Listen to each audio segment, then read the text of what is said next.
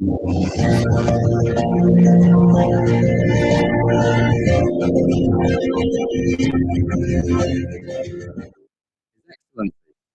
George Weah, President of Liberia.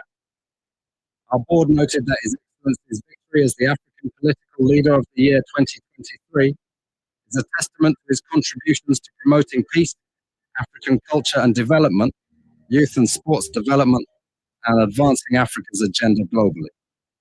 It is also a recognition of his critical role in the infrastructural and socio-economic development of his country, as well as his people-friendly policy. He has continued to advocate for peace and free and fair elections in the ECOWAS sub-region, and this was demonstrated by a show of statesmanship and iconic posturing by accepting electoral loss and congratulating the winner. While he arguably had options as a sitting president, he chose the path of honor, peace, and the defense of democracy.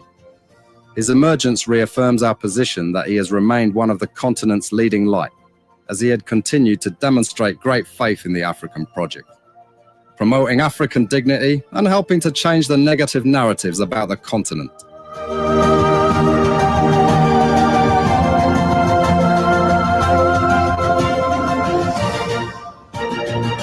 Before we could become journalists today, we are citizens.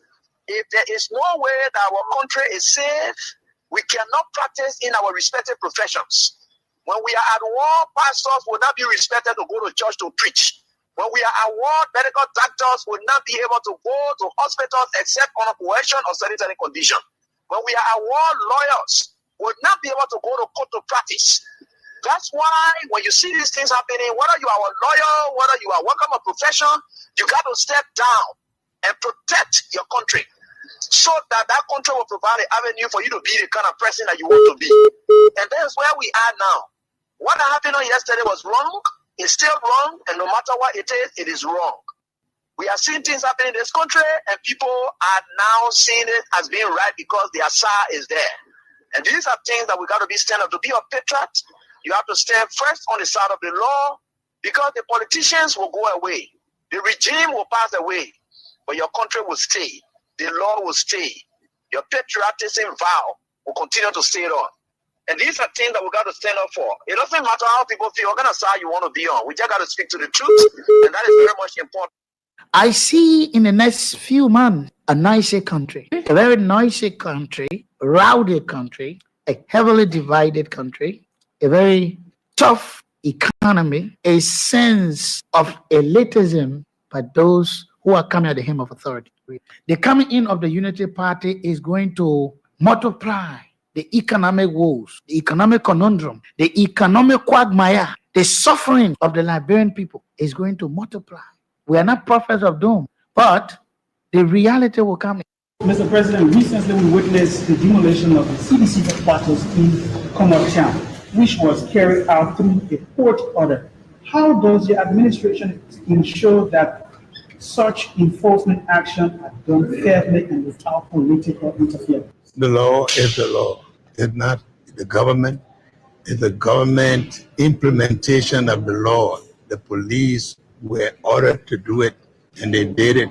Is that demolition is removal of the people from premises that don't belong to them according to the law.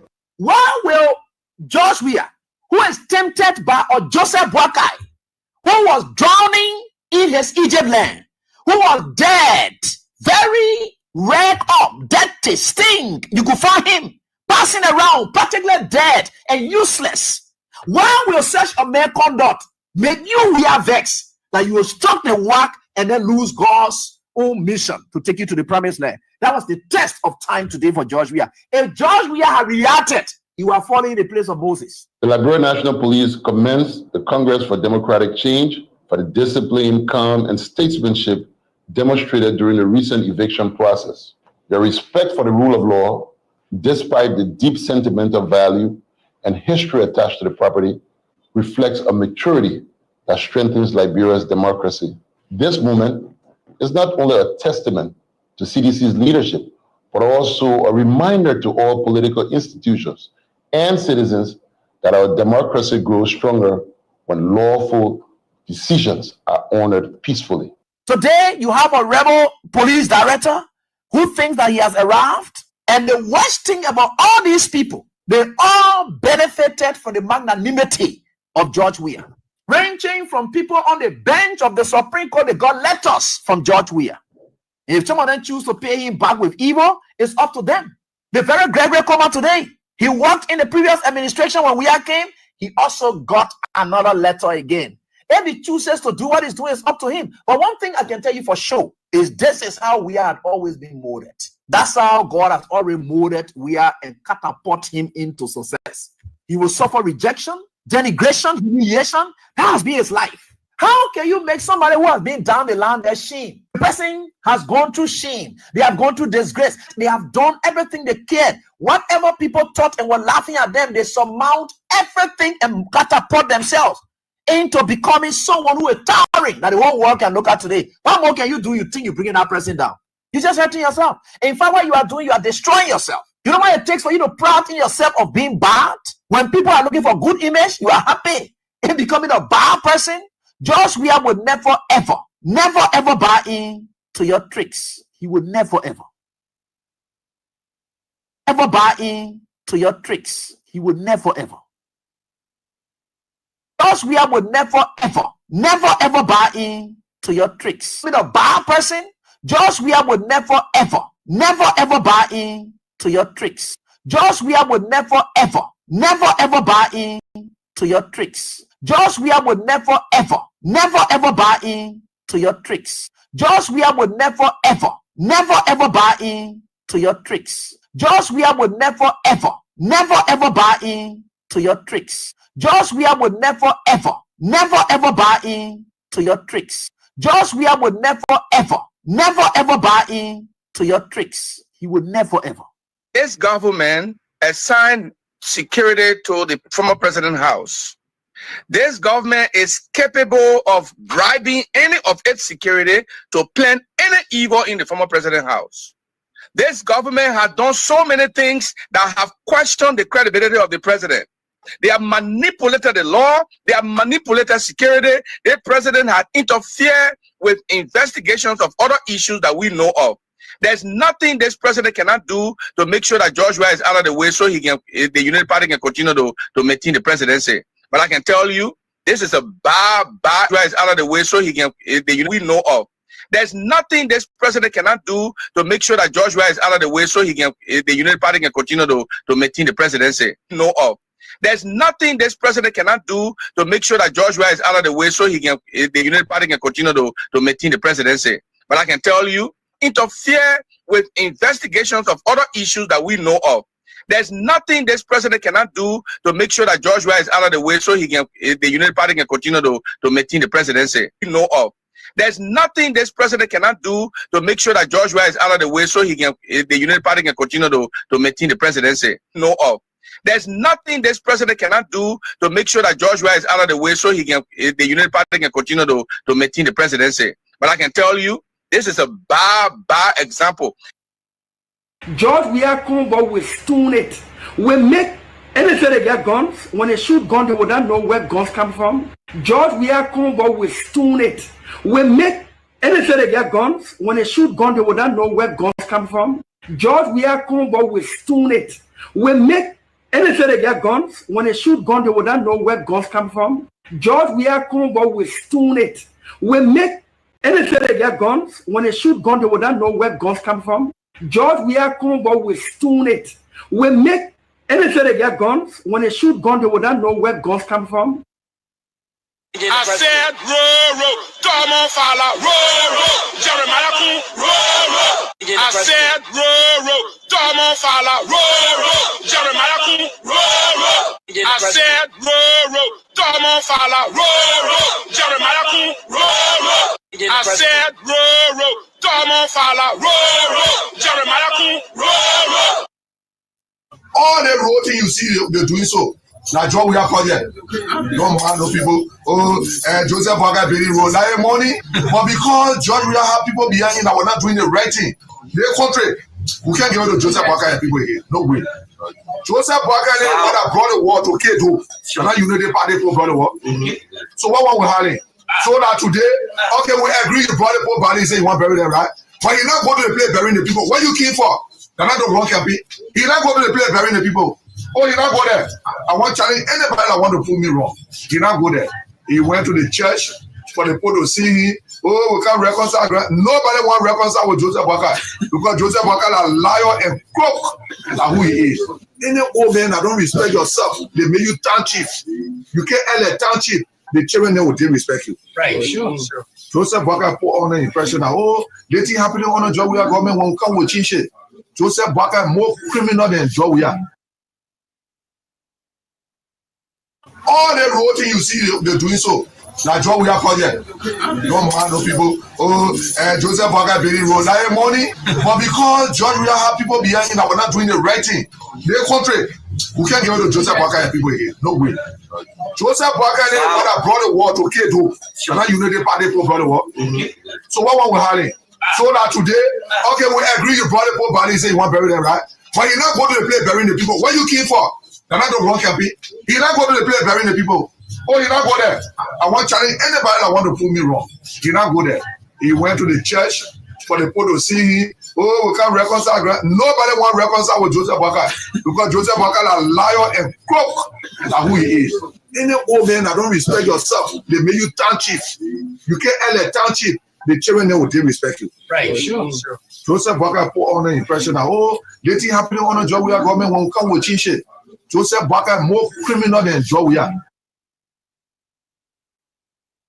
Before we could become journalists today, we are citizens. If there is no way that our country is safe, we cannot practice in our respective professions. When we are at war, pastors will not be respected to go to church to preach. When we are at war, medical doctors will not be able to go to hospitals except on a coercion or sanitary condition. When we are at war, lawyers will not be able to go to court to practice. That's why when you see these things happening, whether you are a lawyer, whether you are working a profession, you got to step down and protect your country so that that country will provide an avenue for you to be the kind of person that you want to be. And that's where we are now. What happened yesterday was wrong. It's still wrong. And no matter what it is wrong. We are seeing things happening in this country and people are now seeing it as being right because the Asa is there. And these are things that we got to be stand up. To be a patriot, you have to stand first on the side of the law because the politicians will go away. The regime will pass away, but your country will stay. The law will stay. Your patriotism vow will continue to stay on. And these are things that we got to stand up for. It doesn't matter how people feel, what kind of side you want to be on. We just got to speak to the truth, and that is very much important.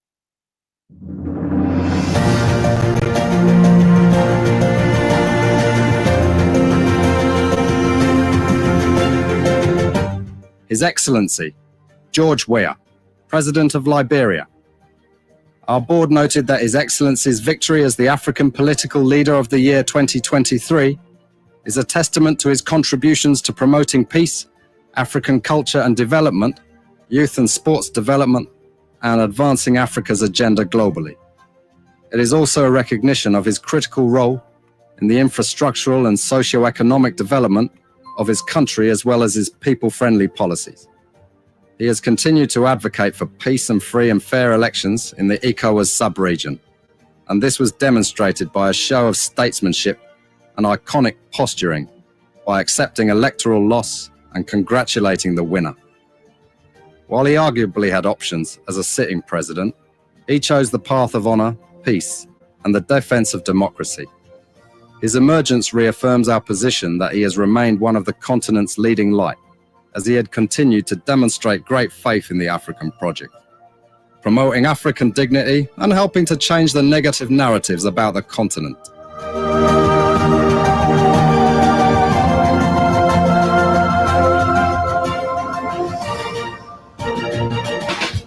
The creator and sustainer of the universe, who keeps watch over us every day, provide for us, protect us, guide us against our enemies, and lead us on the path of righteousness. Though we walk through the valley of the death of evil, of from our enemies, his rod and his staff comfort us. And in the fullness of time, he's going to prepare a table for us in the presence of our enemy, Unity Party.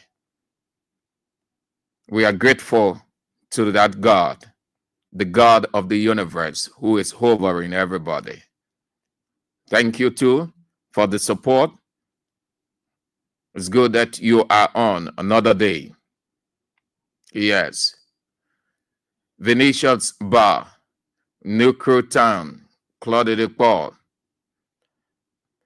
Preston Tokba, So Clinic Community, William K. Wolo, official spokesperson, Civil Rights Movement, Caldwell, Heron T. Toll, Caldwell, Aloysius Gapu, NPA Headquarters, Great FCB, Jeremiah Labla, FDA Community.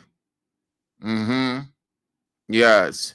The Spanish people, Aloysius, the Spanish people forcing Lamine Yamal to play in the international game. They want him to go out for 4, 5, 6, 7 weeks. We know the syndicate. We know the conspiracy. The coach knows that he's not feeling too well. Barcelona trying to manage him.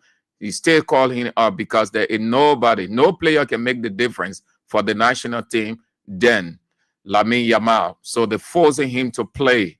Yes. However, the evil wish will not come to pass. They just as they are giving us red cards all over the place. Real Madrid people playing terrible fouls all over the place. They're letting them go. Celta Vigo players just kicking our guys, pulling them by the jersey. Referee looking at it, he said play on. But as soon as our player touched one of them, then he gave red card. We understand the Spanish conspiracy, but Real Madrid will drown. Aloysius, we are here. We watching. Thank you for coming on. Sophie Blamo, Asata Miller, Red Light, John K. Tuweli, SDA Boulevard Junction, Buakai Zodua, Macklin Street, Waterside, Paris Slobot, New Jersey, USA, Benson W. Victor, Broad Street, Stephen Yakadi, Tori, District 2, Lower McGibby County, Dinah Dennis. Dinah, you're off your sabbatical. You've been on for a while. I stopped seeing you for a while, but it's good that you are back. You are on your sabbatical doing a lot more. That's great. You got to get life going. Neto and Blair, Barcelona, Spain. Stanley Bosso,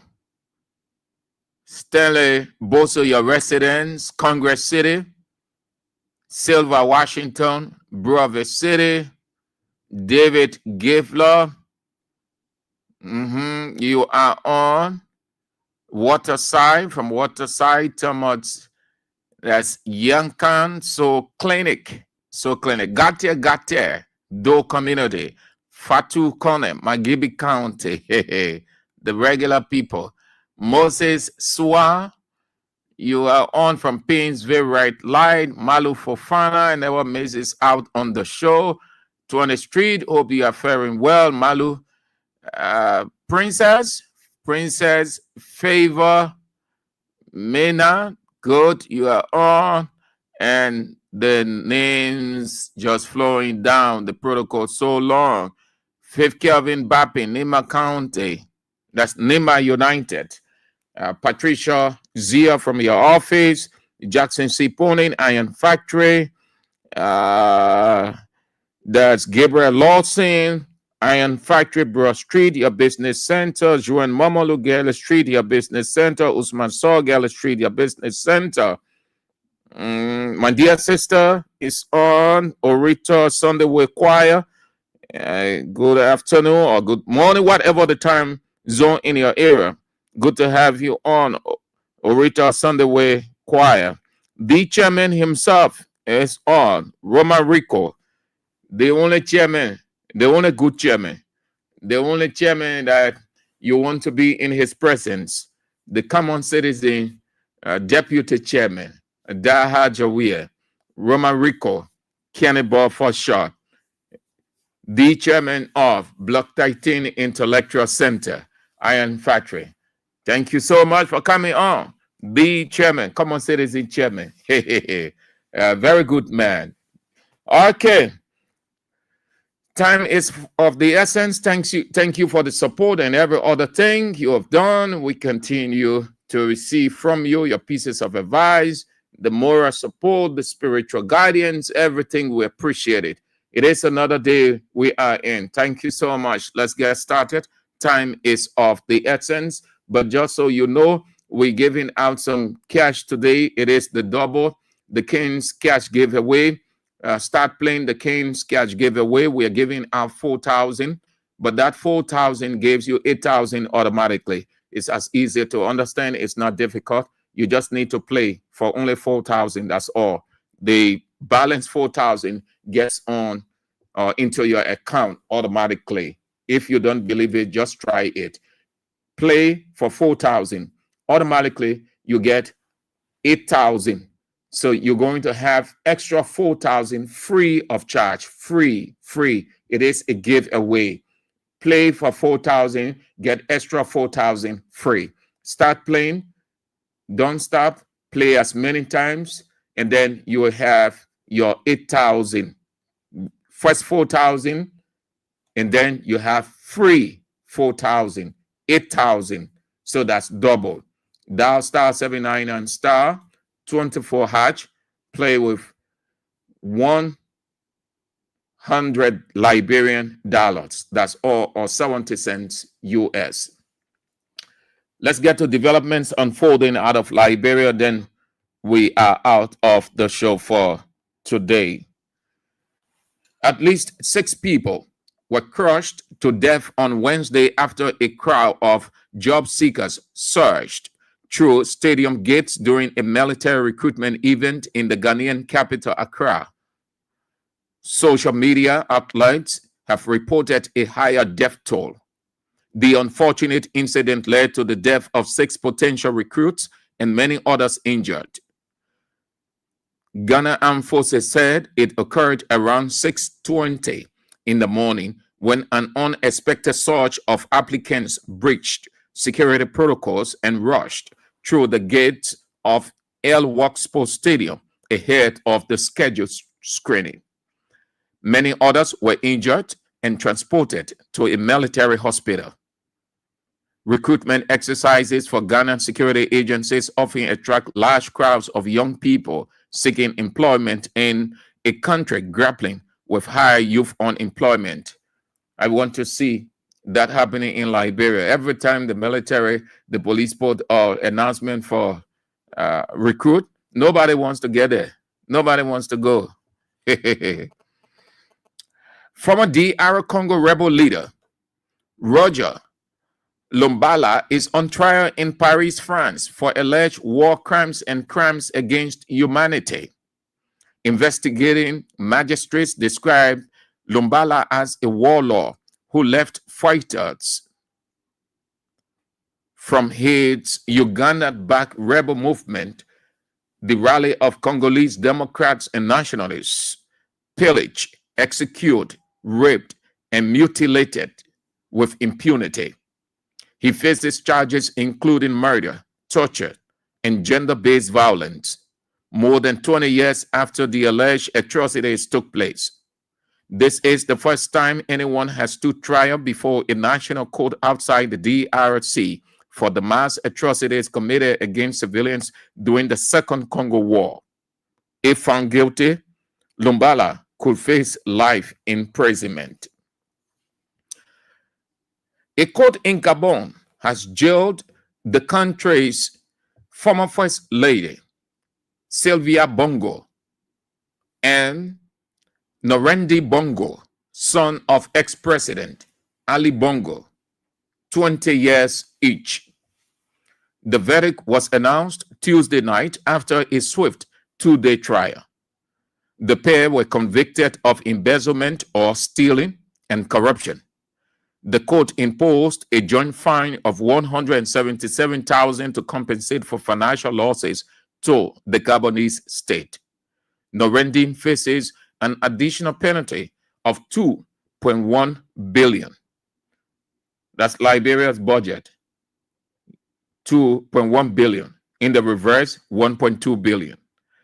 And Angola has agreed to pay $12 million for Argentina and Lionel Messi to a match on November 14, marking 50 years of independence as a country. What a global icon he is. Everyone loves to see him on the page. Lionel Messi, or Lionel Messi as he's generally called. The government of Angola has agreed to pay 12 million as part of their anniversary just to see him on the page. 12 million goes to Lionel Messi. The world's greatest. The flea, El Ponga. Leo. FC Barcelona legend. When countries around the world, governments around the world will call Cristiano Ronaldo, he'll pay 20 million, 40 million just to see him. When only Lionel Messi has that record. All right. So we got a couple of things on our plate, and then we are out for today. So the president is doing well, though. The president is really doing well. Yeah. So this thing is true. When you reach certain age in life, you feel insecure, you feel afraid, and you become self-protective. Yes. So it is with most African leaders. It's all because they rule with heavy hand. They are dictatorial, tyrannic, despotic. They use the Nebuchadnezzar mentor. Everyone bows to them. Everyone worships them. Anyone who refuses to worship the political leader or that ruler finds himself in trouble. Africa is such that the continent is not a bad continent. The continent isn't cursed. But the leaders are the people's problem, because the leaders go for themselves and their families and use the people. They use the people as pawn on a chessboard. They see the people as surrogates. They use them to achieve their aims. And the people give into all because they want a change.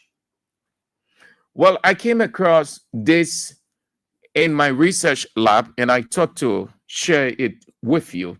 I think it has a lesson that the people, the electorate, the voters going forward can learn lesson from. Have a listen. The people's curse in Africa. The problem isn't the leader, it's the people. That's the truth Africa has avoided for too long. We love to shout change every election, yet our hearts remain the same. We expect new results from the same broken mindset. We remove one man and replace him with another molded from the same soil of greed, ignorance, and impatience. From Nigeria to Kenya, from Zambia to South Africa, from Ghana to Congo, the story repeats like an old drumbeat that never changes its rhythm. Africa doesn't suffer from a lack of leaders. It suffers from a lack of citizens who think. We treat politics like a football match. We wear party colors like jerseys and scream for our team to win, not for our nation to rise. We celebrate thieves because they come from our tribe. We defend failures because they share our tongue. And when the country falls apart, we act shocked, as if we didn't vote for the very hand that now chokes us. We say we want change, but we want it fast, instant like coffee. We want overnight success without discipline, without sacrifice, without time. But no real change grows overnight. It takes seasons of sweat, pain, and patience. Even the best leader cannot build in a land where citizens destroy faster than they repair. You cannot plant mangoes and expect oranges. And yet, that's the curse of our continent. We build illusions and call them dreams. We fall for promises that sound sweet, ignoring the bitter medicine of truth. Politicians know this. That's why they lie. Lies sell faster than truth because truth demands work. Truth offends the lazy, it exposes the comfortable. Democracy, as we practice it, has become a theater of deception, a system designed to enslave the very minds it promised to free. The ballot has become our new chain. Every few years we line up to vote, not for vision, but for faces. Not for progress, but for revenge. We think replacing a man will replace our condition. But the real prison is not State House.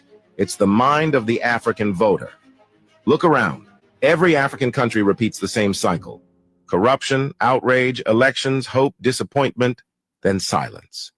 We blame presidents for potholes, but refuse to pick up trash outside our homes. We curse the government for unemployment, but celebrate shortcuts and fraud. We expect heaven from leaders while living like devils in our own small spaces. And yet the truth remains. No leader can save a people unwilling to save themselves. Real change begins when citizens grow up. When they read, think, question, and work. Not just when they complain. When they build communities before building slogans. When they understand that government is not a savior, but a reflection of the people. Africa doesn't need more elections. It needs continuity, accountability, and citizens who act like owners, not spectators. The greatest revolution is not in the streets, it's in the mind. The day Africans stop waiting for rescue, that will be the day we rise. Until then, we remain trapped, not by bad leaders, but by our own illusions. The enemy is not at the top. The enemy lives within us. And until the African changes his mind, no constitution, no election, no foreign aid will ever set him free. Right. What does it? The mind. I like how he ended, until it can change your mind. Until this mind can be changed, can be worked on. You cry on politicians all day, every day. You think you're sounding better, yet you're doing nothing. You cry for rescue. Amen. Listen. A man will replace our condition. But the real prison is not State House. Thank you. Not for vision, but for faces. No. Every few years we line up to vote, not for vision, but for faces. New chain. Every few years we line up to vote, not for vision, but for faces. Our new chain. Every few years we line up to vote, not for vision, but for faces. Our new chain. Every few years we line up to vote, not for vision, but for faces. Our new chain. Every few years we line up to vote, not for vision, but for faces. Our new chain. Every few years we line up to vote, not for vision, but for faces. Exactly, that's what happens. People just comfortable with changing faces, but not the vision. It's because when the people themselves don't know what they want, they fall prey to faces. So they were excited for new face or new faces. New face in Joe Boakai, new face in Jeremiah Kun, new face in Cornelius Krah, new face in all of those people. You are concerned and say, George Weah is old face. We need new faces. The new faces are on now. Then you're crying again. The new faces are on. He couldn't have put it any better. Few years we line up to vote, not for vision, but for faces. Few years we line up to vote, not for vision, but for faces. Few years we line up to vote, not for vision, but for faces. Few years we line up to vote, not for vision, but for faces. Few years we line up to vote, not for vision, but for faces. Few years we line up to vote, not for vision, but for faces. Few years we line up to vote, not for vision, but for faces. Few years we line up to vote, not for vision, but for faces. Few years we line up to vote, not for vision, but for faces. Not for progress, but for revenge. We think replacing a man will replace our condition. So It is typical of where we are. So they thought, the people felt that, oh yes, changing George will improve the condition, will replace the kind of condition they were in, and then will bring in new. And today, what is happening? Few years we line up to vote, not for vision, but for faces. Few years we line up to vote, not for vision, but for faces. Few years we line up to vote, not for vision, but for faces. Not for progress, but for revenge. We think replacing a man will replace our condition, revenge. We think replacing a man will replace our condition, revenge. We think replacing a man will replace our condition, But we think replacing a man will replace our condition, revenge. We think replacing a man will replace our condition, revenge. We think replacing a man will replace our condition. Think replacing a man will replace our condition.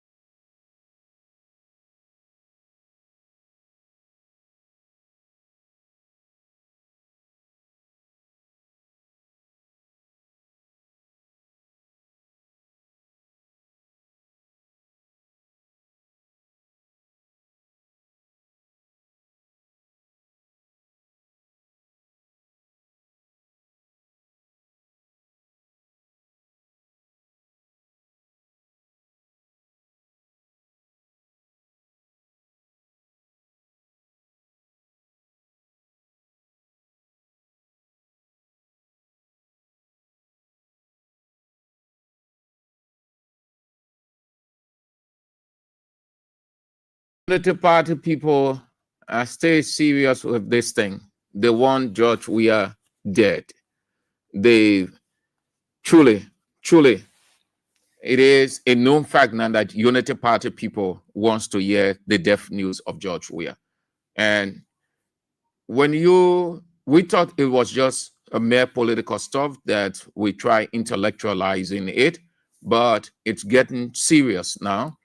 And I think we are surrounding isn't taking this lightly anymore, because when these things are happening, God in heaven wouldn't want you to just sit and do nothing.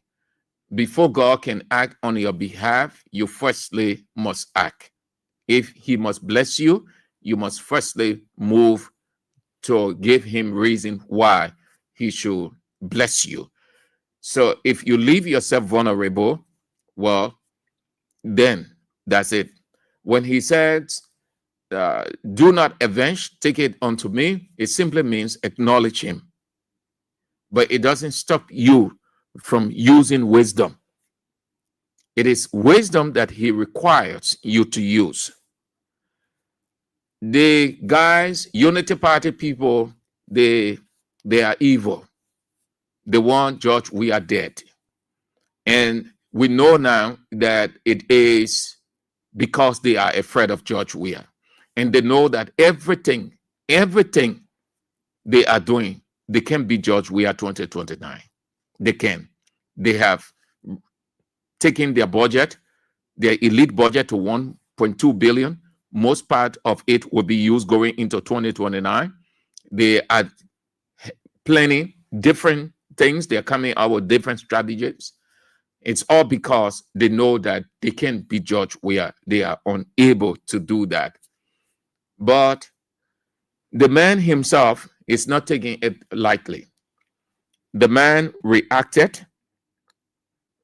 He's not taking it. He felt initially we are all intellectuals, so we can just argue it on that ground, get the fun going, and just move on.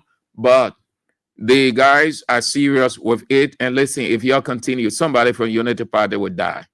I've always said it. And I know the reason I said it, because I'll always bring what God has said. God keeps watch over all of us. When you wish anybody death, you will die before that person. If Unity Party people keep saying it and wishing we are deaf, I can assure you, you are deaf in Unity Party. God in heaven knows how to do it.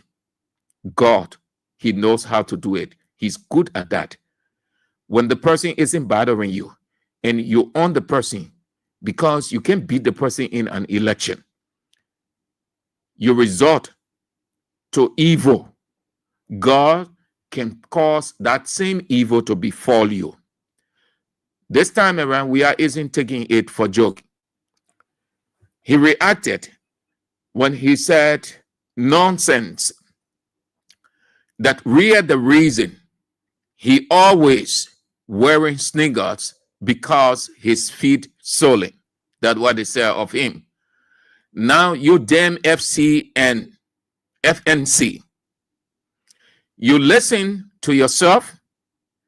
You listen to yourself. Did you sound right? If not, listen to yourself again. You guys are not strangers to me. You guys are not strangers to me. This statement clearly shows that going forward, Weah will not take anything kindly coming from Unity Party. I think it's going to be battle for battle. I think George Weah is ready now to face Unity Party head on. He had been silent, and they felt his silence was stupidity. But no silence is stupidity. Again, as I said yesterday, Weah has everything it takes, just as Unity Party had in opposition yesterday, to cause stir in this country. The only reason Weah is not that kind of person by nature. Weah isn't destructive as Unity Party is destructive. We saw that 6 years in this country under George Weah, when they never gave him chance to reign in this country. They were brutal, they were vicious, they were they were just evil. Everything that they did, George Weah, his officials and seditionists can do the same thing. They can make this place ungovernable for Unity Party, just as they made it ungovernable for George Weah. George Weah did not reign in peace. He did not reign in peace in this country. Serve on and on and on every day, week in, week out. This country was not peaceful. The international community is a testimony or a testament or a witness. Every now and then they will sound warning. And their warning was not necessarily on the destabilization Unity Party was causing in opposition or when they were in opposition, but they were placing their emphasis on investment, their investment, that they have invested so much in this country. They were not principally concerned about what was happening against Weah. I know that for a fact because I'm aware. I follow everything that I'm picking sitting down behind the microphone. I know everything that happened. These guys, they never gave Weah a chance to breathe.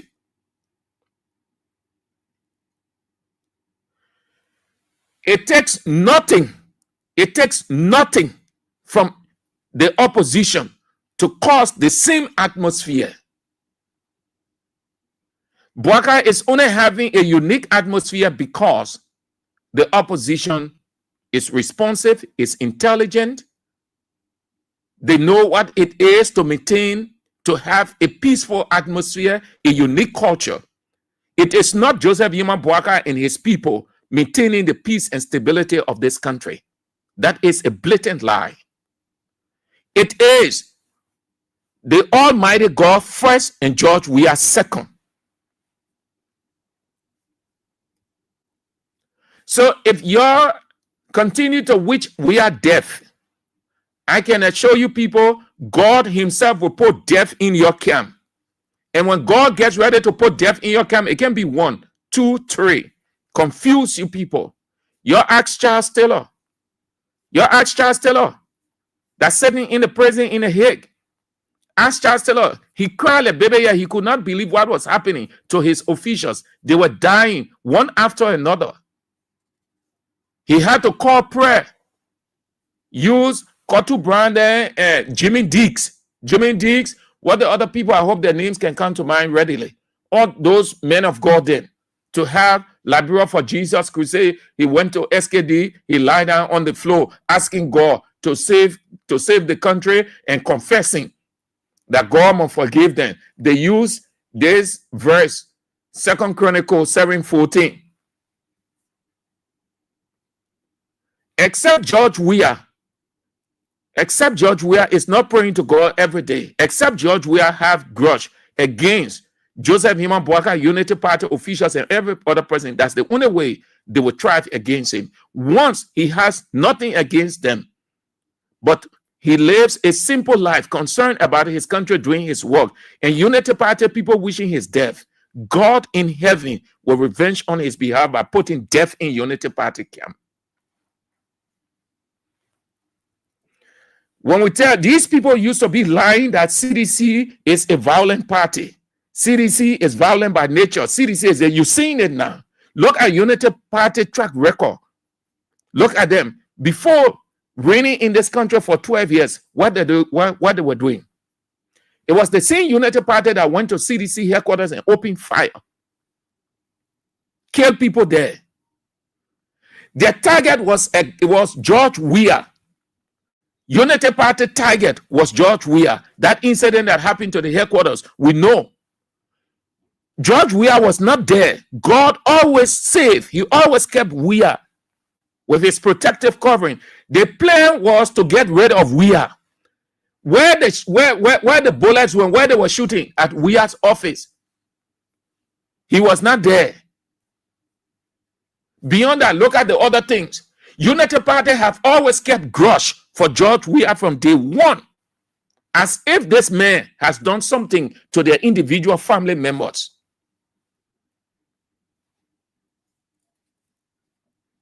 That's why he responded that way. Have you seen we are respond?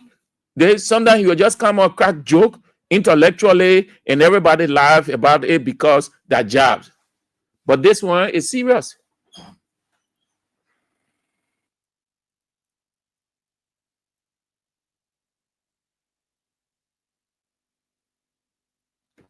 So y'all continue, yeah? Y'all continue. And we inside. We're not wishing any evil for y'all. No. We leave it with God. We leave it with God. That God knows what to do. But at the same time, wisdom demands that you don't leave your surrounding vulnerable. That's what God says. Don't leave your surrounding vulnerable. Don't leave yourself vulnerable. Though you walk through the valley of shadow of death, do not be afraid of them. Use wisdom to face them. These guys are wicked to the core. Everyone who is wishing George Weah death, you will die before George Weah.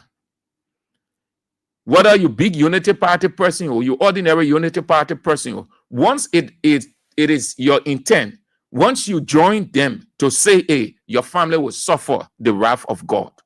Because Weah is not against you. He's not thinking about you. You do all kinds of things to him. He still talk peace. He still talk love. He still call for oneness, love for country, love for everybody. Let's keep the country peaceful. So what must the man do? What must he do? The last thing you ever want to do in life is to wish evil for your fellow man. And all of you people go to church. You claim to be Christians. You go to church on Sunday. You Unity Party people, you go to church on Sunday. You go to the mosque on Friday. You claim to be more religious, more spiritual, which is good. But the very God said, do not wish evil. Do not wish death for your fellow man. And the only reason, as far as I know as a Christian, that God said it, because it will happen to you. It will happen. And who allows it to happen to you? The very God who said you shouldn't do it. Because that if you did it, it's disobedience. So he will punish. That's what they call the wrath of God. In 1 Samuel 2, they say God kills. God brings from the graves. God makes poor. You ask Nebuchadnezzar what he did to Nebuchadnezzar. When Nebuchadnezzar and his people were wishing people death and killing and doing all kinds of things, what did he do? He gave Nebuchadnezzar time to stop. He felt he was law and gospel. When God got ready for Nebuchadnezzar, he made him to eat grass. He made him to walk naked for several years. He suffocated him to the core. All of his people that were around him, all of them ran away. Once God, the person is not bothering you, and God said, don't avenge. Leave it with me. That leave it with me. That piece of it, I just show your soul. So you continue. You continue. In our politics, we inside, we not wish any one of your death. We not wish any Unity Party person death. No. Because we know the spiritual implication. You wish people death is unto you. At the end of the day, that you will be announcing your family member death, your husband death, your wife death, your son death, your relative, whoever, that you will go sit down to funeral meeting. You sit down, you'll be enjoying it. In our politics, well, there go, you enjoy it. So I just thought to share that. George Weah respond. It is a good response. I like that response. Okay, so let's move now. Let's move to the next. What we have. Let's go to the budget. The 1.2 billion budget. The 1.2 billion budget. Unity Party 1.2 billion budget. 1.2 billion. So because I talk about George Weah now, so you're ready, you're now start ringing all the lines. Did I see anybody on call? What happened to your You try, I will not open this loud because the player had a warfare we in here, so I will just talk with battling. We only give you a chance to add your voice, but it doesn't say that because people talking now, then you must just take phone, you're ready to call. No. We'll sit down, I can sit down here or talk. My goal is to push our agenda, and that's what we are doing. To sway, to make people to know the truth. We're not entertaining yet. So you wait. When the time comes, I'll open the line. They can't be talking because he's talking about we are talking about them. Then you're calling all of the lines. You don't push me into the wall that will just talk and go. You listen, you follow instruction. All right. You think the people, what the people doing? You think that joke? So the budget is 1.2 billion. As it is the custom which we have not seen since the passing of Councillor Charles Bromskin. His party would do a critique of the budget. And that was good of Liberty Party under the late Councillor Charles Bromskin. Don't expect that today because the woman who manages that party now, she is a rescue and is in rescue 1.2 million budget. So she can critique that budget. So expect nothing from Senator Yumble Kanga Lawrence. The CMC, Citizens Movement for Change political party, has taken on that posture to critique the government. One of the reasons why opposition political parties, civil society organizations, and other people take the budget, the media, and do a critique of it so that the public will have an understanding, because not everybody can read the budget. Not everybody know what it is. That is the essence. So they share it with the public. They share the idea. They break it down into pieces so that the people know. Vast majority of the people hear budget, but they really don't know. Their understanding of budget is money. So when they say 1.2 billion, then the rest of the Tani Unity Party people, they say, yeah, Bwaka now get 1.2 billion. The country coming to turn into heaven. The paper ready. The Citizens Movement for Change took on the posture, and I will expect the other political institutions to do the same. Its political leader, Musa Bility, will give his critique of the budget. He's not satisfied, and he thinks the budget is a frolicking one, a playful budget, a budget of the elite. The 2026 national budget before us is not just a document of numbers. It should be a mirror reflecting our nation's soul. Sadly, instead, this budget tells the story of a government that has mastered the art of taxing and spending, but forgotten the sacred duty to build and serve. This is an eating show budget, crafted for spectacle, not for substance, deception, not for development. It is a budget of illusion, built on fantasies and inflated by lies. The government proposed 2026 fiscal year budget proudly declared over 1.2 billion United States dollars in expected revenue. Yet, nearly 17% of that amount, $200 million, comes from a one-time payment by ArcelorMittal in 2026.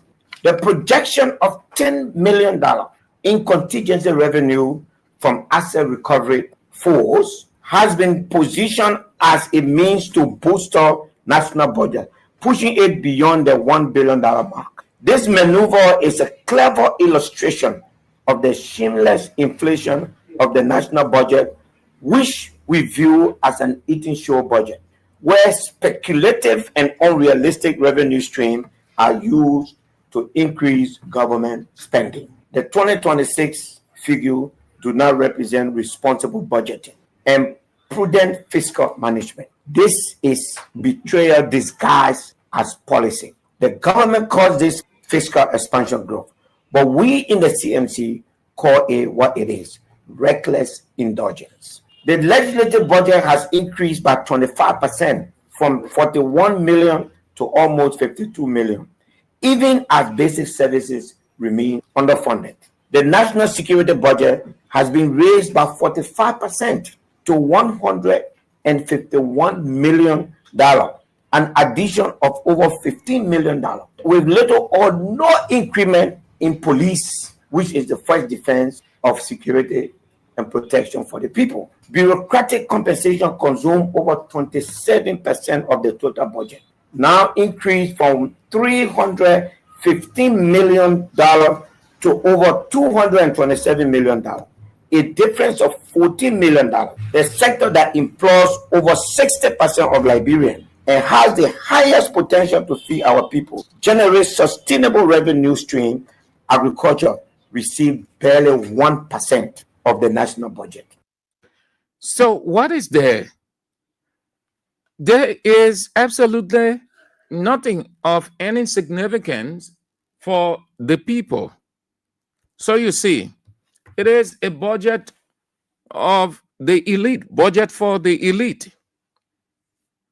Well, that is it. December 6th, you will come out in your minds and say, rescue, rescue. The budget did not rescue the rescue people. Forget about people in the opposition. They're in the opposition, so forget about them. Think about yourself as a rescue person. What is in that budget for me? How is it going to affect me positively? How is it going to change my condition? You want to look at it as a rescue person too. And think, drop the political sentiment. All of your praises go on them. Nothing is affecting you normally. Everything is about themselves. Look at the allocations they've made. The budget is not against opposition people alone. It's against you too. You pissed that they are calling out on December 6th. Nothing that benefits you, nothing profits you. It is against you. You are only excited and motivated by number 1.2. But you want to ask yourself, think like a human. 1.2, it sounds good. Good number. But can we look at it? What is that for us? We voted for these people. We stood online. Are we prioritized in the budget? Let's look at the various items or the budget, the line items. What is there? What they are giving you is rhetoric. Think of it. Forget about the people in opposition. Forget about seditions. Forget about MPC. Forget about Liberians People Party. Forget about all those political parties. You, Unity Party people, rescues. Ask yourself those questions. What is there for us? Has the budget prioritized or are we factored in it? Because it is your budget. It is not an opposition budget. It is a Unity Party budget. So Unity Party budget should prioritize you, should give you everything you need because they promise to do that for you and you fulfill your part of the bargain or the contract.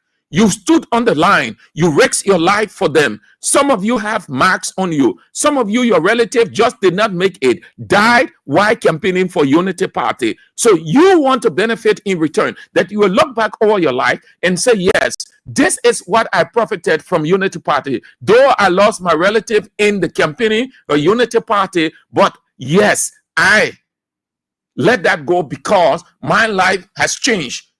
The condition of my life isn't the same. That's how you want to think. It is not an opposition budget. It is a Unity Party budget, a budget that should favor you.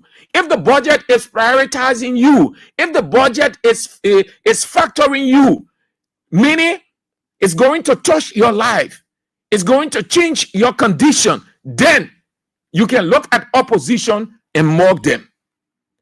but it affects everybody.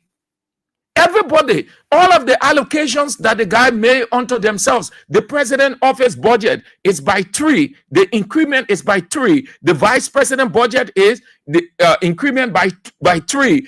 All of those people, look at it. All of them, all the guys.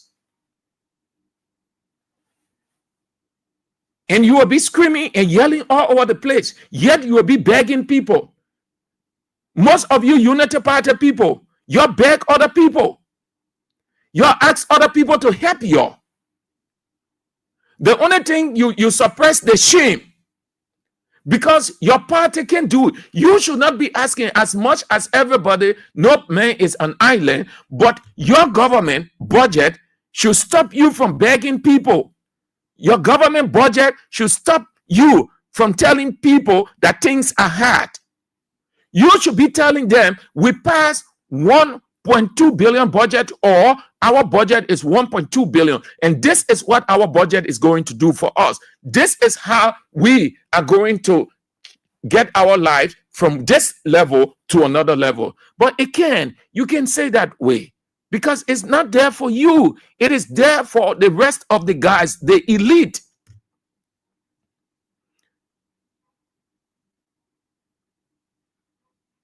You have to be careful.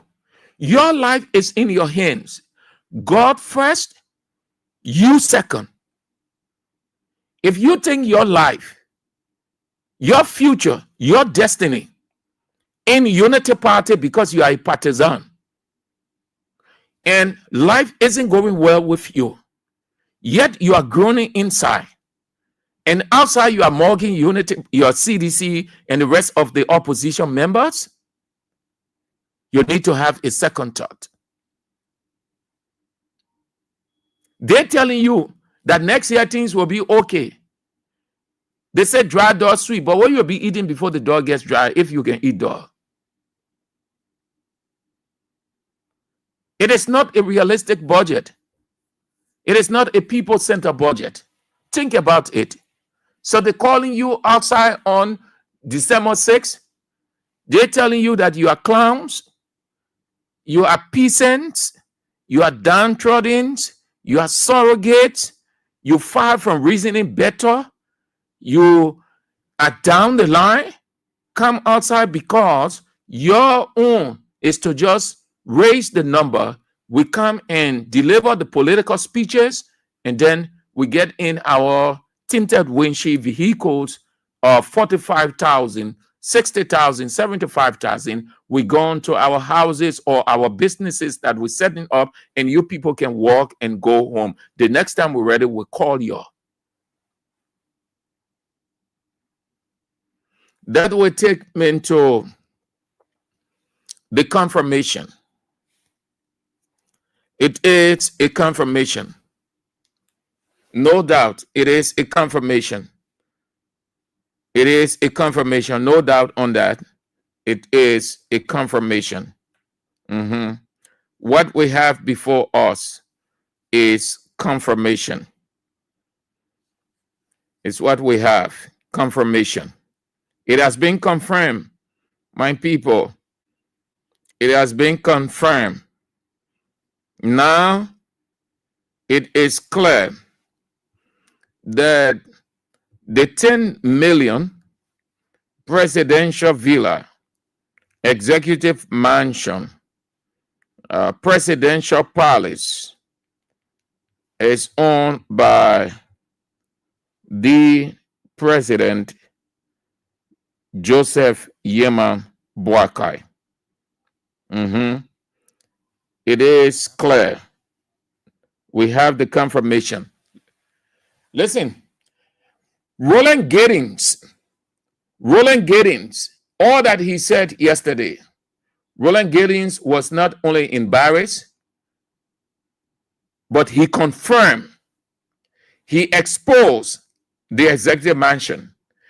He made it clear to everybody that Joseph Yeman Boakai is the one who is building that. And he confirmed that Kula Fofana, Samuel Steve Kuya, who Daniel Sando, the Minister of Information, did not say anything. Let us not lie on PIA. We have always been critical of PIA, but they won't. But no, PIA did not say anything. PIA played it smart in the situation. And if I were PIA, if I were in PIA position, I would do the same thing. PIA refused to utter a word. He refused to go public. You know why? Because PIA knows exactly that that project, that building, what is being constructed over there is for Joseph Yema Boakai.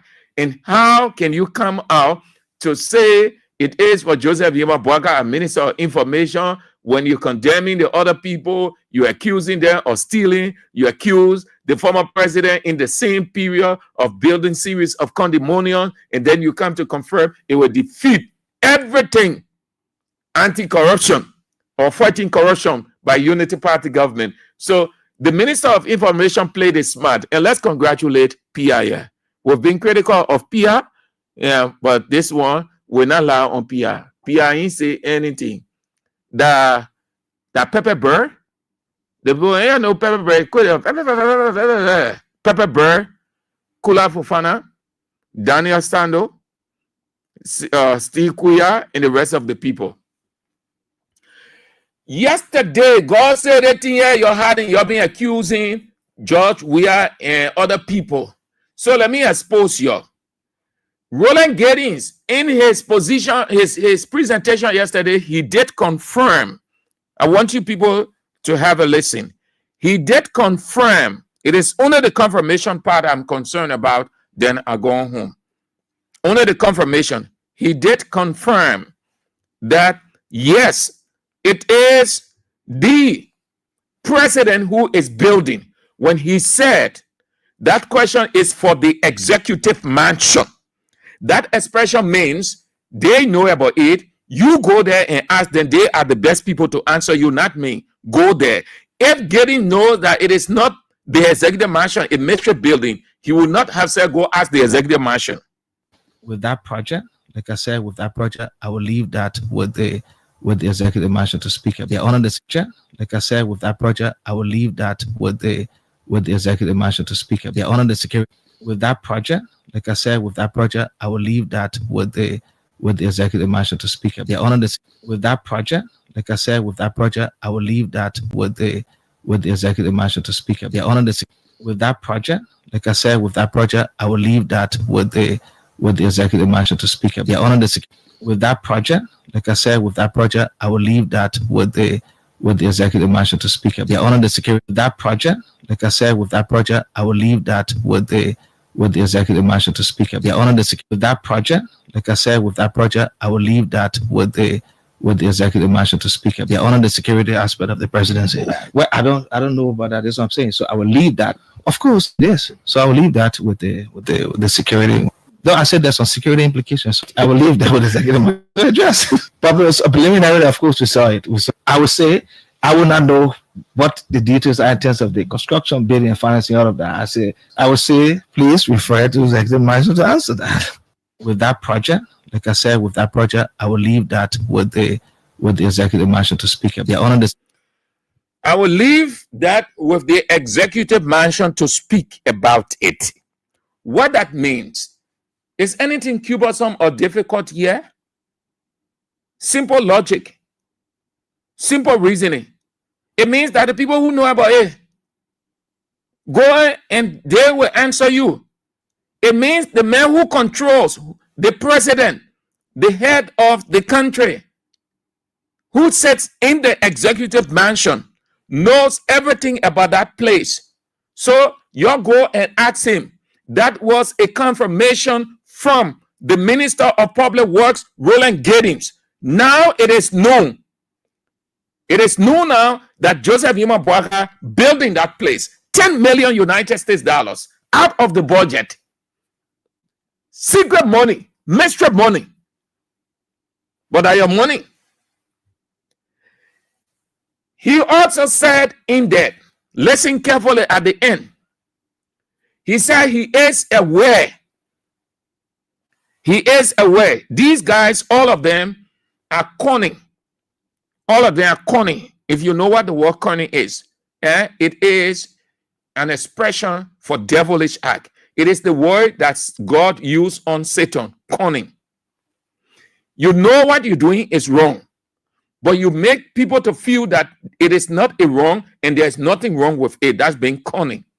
It is a satanic act, devilish act. That's how these guys are. Listen to the end. Security aspect of the presidency. Well, I don't know about that. That's what I'm saying. So I will leave that. Of course, it is. So I will leave that with the security. Though I said there's some security implications, so I will leave that with the executive marshal to address. But it was a preliminary. Of course, we saw it. I would say. He said we saw it. There was a preliminary examination. We saw it. How can the Minister of Information how can the Minister of Public Works say we saw it? There was preliminary examination. Then you say go and ask the executive mansion. You already know now. You did your appraisal. What is it that is done in this country in terms of construction that the Ministry of Public Works is not in the know? Every construction alongside the EPA, they ought to be in the know. They're responsible for that. They have the zoning. They would give how it ought to be in terms of structure, not a design, but structure. The EPA will come in to do the environmental assessment. That's how it is done. You say King's Evans say they're putting up a new building. Then Public Works will come and say, okay, King's Evans, you're doing it. They have nothing to do with the design, but the structure in terms of position.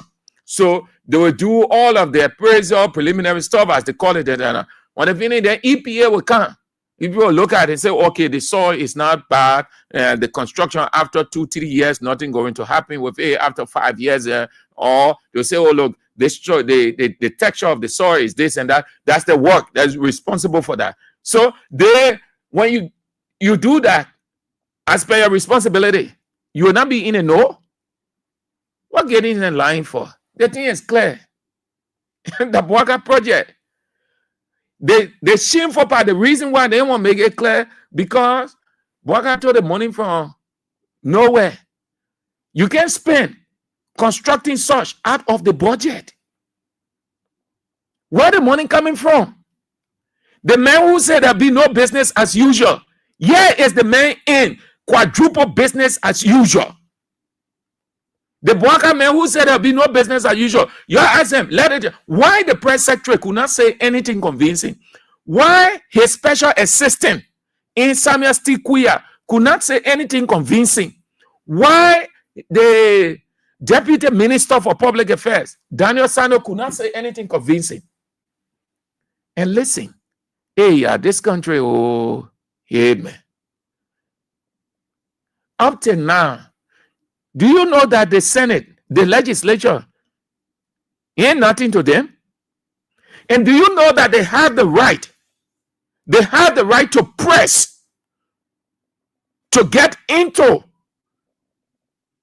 the background of that construction? But the speaker, that regime speaker, he knows. And he knows where the money came from. The deputy speaker knows. The pro tem know. Every one of them know. So they can't exercise anything. They cannot. In other countries, they will summon the president, not the Minister of Information, not the Minister of Justice, not the press secretary, not anybody, but the president himself. They will summon him. He will stand, take the witness stand to explain where he got the money from, why that construction, what kind of construction it is. But they don't have to use Dara Dillon words that he was using against CDC people, against George Weah, his people. Then let me use Dillon words. They don't have the balls. They are spineless to invite Mr. President. I'm using Dillon words. These are the words that Dillon was using when they were in opposition.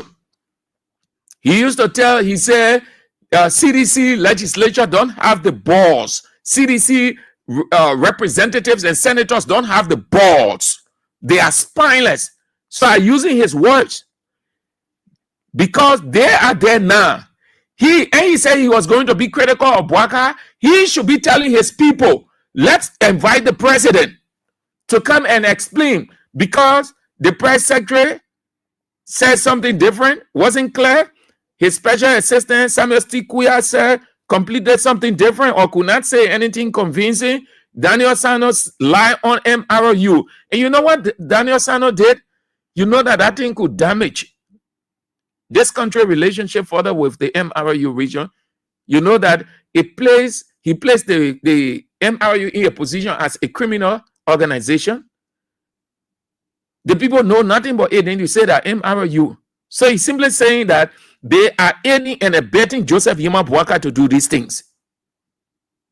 That was a serious political or leadership blunder. But that's what you get when you take small ball, you put him there, you won't prove a point to an opposition. So here we are. The Minister of Public Works confirmed, yeah. Listening to him last night when AB was playing it, I listened carefully and I just grabbed that part. Because why would the man say go ask the executive mansion? Then he said it has. The next thing he said it has security implication. What is that security implication? It has security implication. Well, Sam Jackson shared with us the security implication. Let's get there. Sam Jackson shared with us that security implication. Here is it. Mr. President is riding a bulletproof vehicle. So, Mr. President, according to Sam Jackson, in his podcast, Mr. President is building a bulletproof condominium. It's a bomb shelter for a JMB that has been built. It's a nuclear shelter, has a lot of security implications. They went into the executive mansion situation room, and only a handful of people know the details of this. This is ridiculous. This is when book people talk for a JMB that has been built, it's a nuclear shelter, has a lot of security implications. They went into the executive mansion situation room, and only a handful of people know the details of this. This is ridiculous.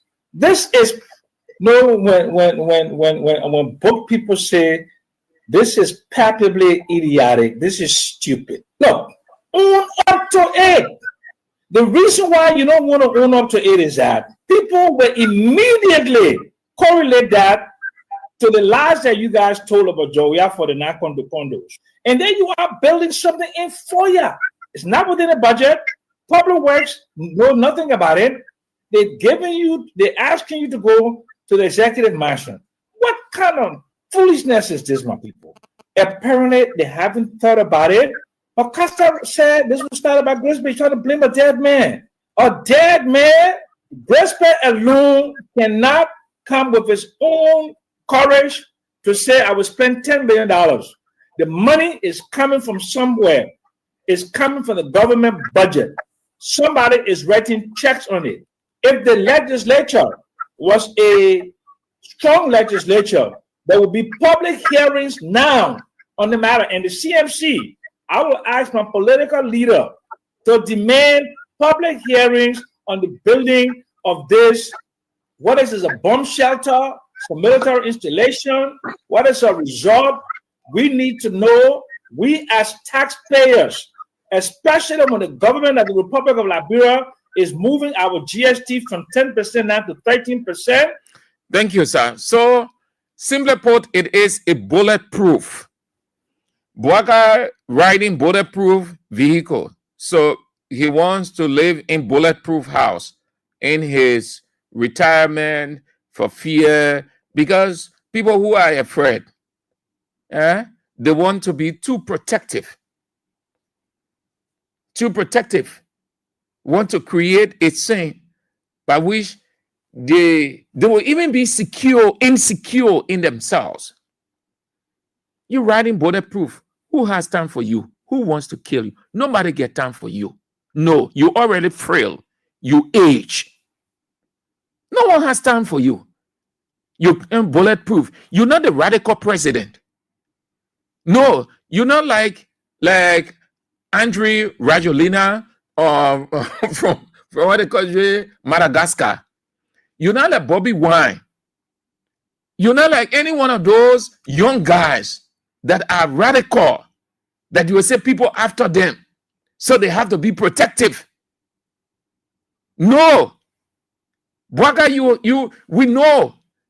As I said yesterday, this country, nobody get time for anybody called president. You can wake up president, you can wake up 3-4, walk all around the place. Nobody get time. People will just come and look at the president. Those who want to clap. You're building a nuclear house, because I want that nuclear house. So no, when they throw anything there, it will bounce. The next thing in that place, you always see they will have bomb diverge. How they can call it in the military? When they send bomb, it can redirect. It send it on the other side. So all of those things will be there. Yeah. The life that you live when you're in your prime, when you get money, and not your own money, but people money, you misuse it. That's what Bwaga doing. Pathetic. So it is a known fact. The only shame, because they condemned yesterday that it was wrong, that where we are taking the country money to build those condominiums. Yet the same thing, Bwaga took the country money to build 10 million United States dollars, 10 million sophisticated armor presidential mansion, palace, armor. The Minister of Public Works say it has security implication. Security implication is different from political implication. Security implication simply means the security of the president. So they're building it in a way. That's why it's far from the city and it's in a certain place in Lofa County that people can just access readily. So it means that they will create several routes just in case. Then the president, they can wix the president out in using any one of those routes. Security going to be tight over there all throughout. They're going to have satellite that will pick up a number of things. So when you say it has security implication, as far as we know in our layman understanding of security, that's what it means. That the president will be very protective, heavily guided. Yeah. That's what I mean. And it goes beyond to have that kind of place. Let's use the Minister of Information. Let's stay within that area, security implication. So let's take the structure itself as 10 million United States dollars. So the security implication, putting all the things, or satellite, or this other one, the kind of building, because the building will be that if you send bullet or even rocket, it will just bounce and go back. So that's not just mere blocks they put in there. No. We were told by the Liberian investigator, that the place is being constructed by a Turkish organization. Yeah, that's what we were told. They went in and did their investigation, and they find out that it was a Turkish company that is doing the construction, not Liberian. This investigation is something that's been going on for some time now. You are aware that when the discussions about the project came up, the government has been struggling to provide information, credible information to the public relative to the financier behind the project and the origin. So what we did was that, as a reputable and institution, we thought it necessary to pay a visit to the scene. While in Lofa, we visited the place. We decided to speak with people of credible standing, people who are following with the project, the details of the project, people who are also involved. We've spoken to a number of people, including county leadership. Our discovery was that this project started just a few weeks into the presidency of the president, Joseph Boakai. In weeks, he was inaugurated on the 22nd of January. In February, early February, discussions started, or investigation found out that in February, discussions started about this project. And the former, let's say, representative who is now Minister of Internal Affairs, Francis Yumaling, was the one who went to begin the negotiation on the land, obtaining the land. And the land size is 7 acres. Okay. It is in Bandilo. Bandilo is just a stone throw from the Ninfuya Statutory District headquarters. So there they acquired the land, and there was a Liberian contractor who actually started the project called Edward Yama, and then he started the foundation. But then in no time they removed him, and the Turkish guys started doing the job. They just picked it up from there. So our investigation found out that every major building material that used there or is being used there actually is from Turkey. They've been transporting those materials overnight, according to our sources, to the place.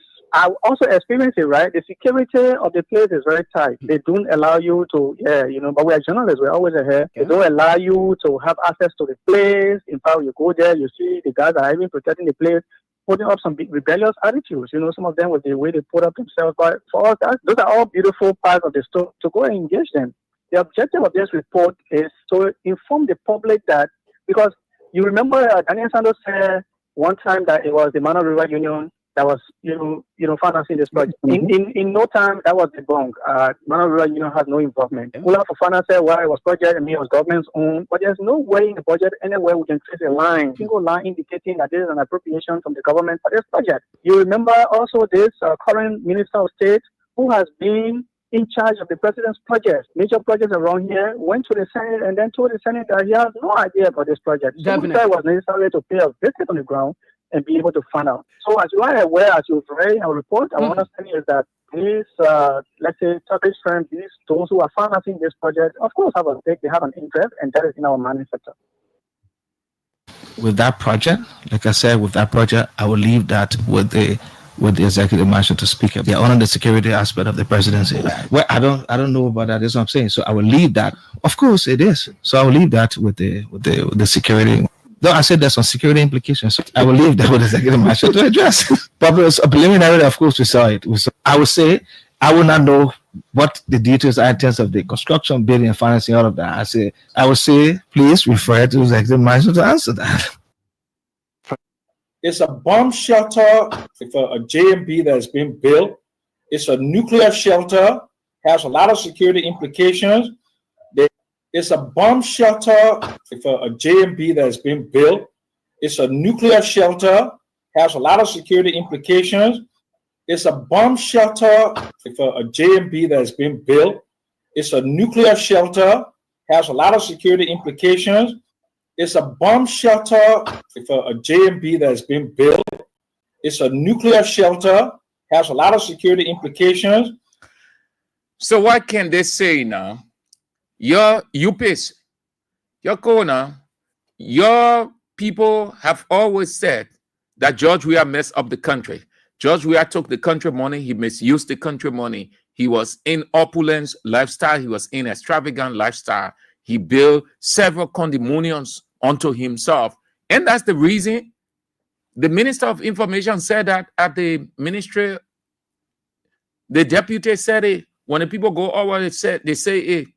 So what's the difference between George Weah and Joseph Yuma Boakai? Joseph Yuma Boakai say there'll be no business as usual. Joseph Yuma Boakai say George Weah squander. He pillaged the resources of this country. George Weah said, Boakai said, if you allow these people to stay in power, the country is finished. That Joseph Yuma Boakai here today, 10 million United States, he even go 2 years. 2 years, he ran for property. He even got 2 years, he ran for property. The assets recovery people can say anything. Nobody can say anything. The legislature scared. Because they did not want anybody to stay on the thing here. So long, that's why they start creating different diversionary tactics, calling for days, arresting days, saying they're going to do that, all kinds of petty things as if we're not informed. Chief, they want you will tell us. You said no business as usual, Joseph Yuma Boakai. You will tell us how you got this money. Whether the money came from external source, or you're talking from the budget, or you will have to tell us, Joseph Yema Boakai, you have to tell us that vindictive thing you own. You going after other people and say Arab, retrieving country resources and property, when you yourself, you engaging into a criminal act. The fact that you can't say, you can't explain where the money coming from. Your press secretary cannot say anything. Your chief of office staff cannot say anything. The deputy minister, Daniel Sano, lie on the Mana River Union. Today, the legislature can't even say anything. They're scared. So it's criminal. The fact that you know the country don't know. Yet they see the building going up. Everybody raising concern. It's criminal by nature.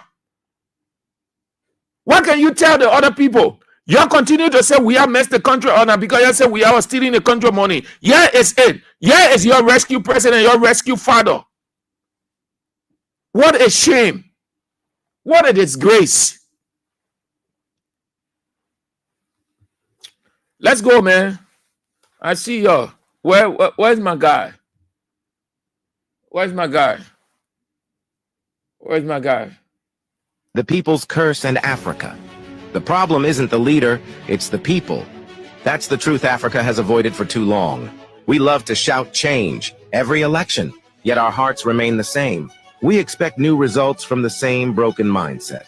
We remove one man and replace him with another molded from the same soil of greed, ignorance, and impatience. From Nigeria to Kenya, from Zambia to South Africa, from Ghana to Congo, the story repeats like an old drumbeat that never changes its rhythm.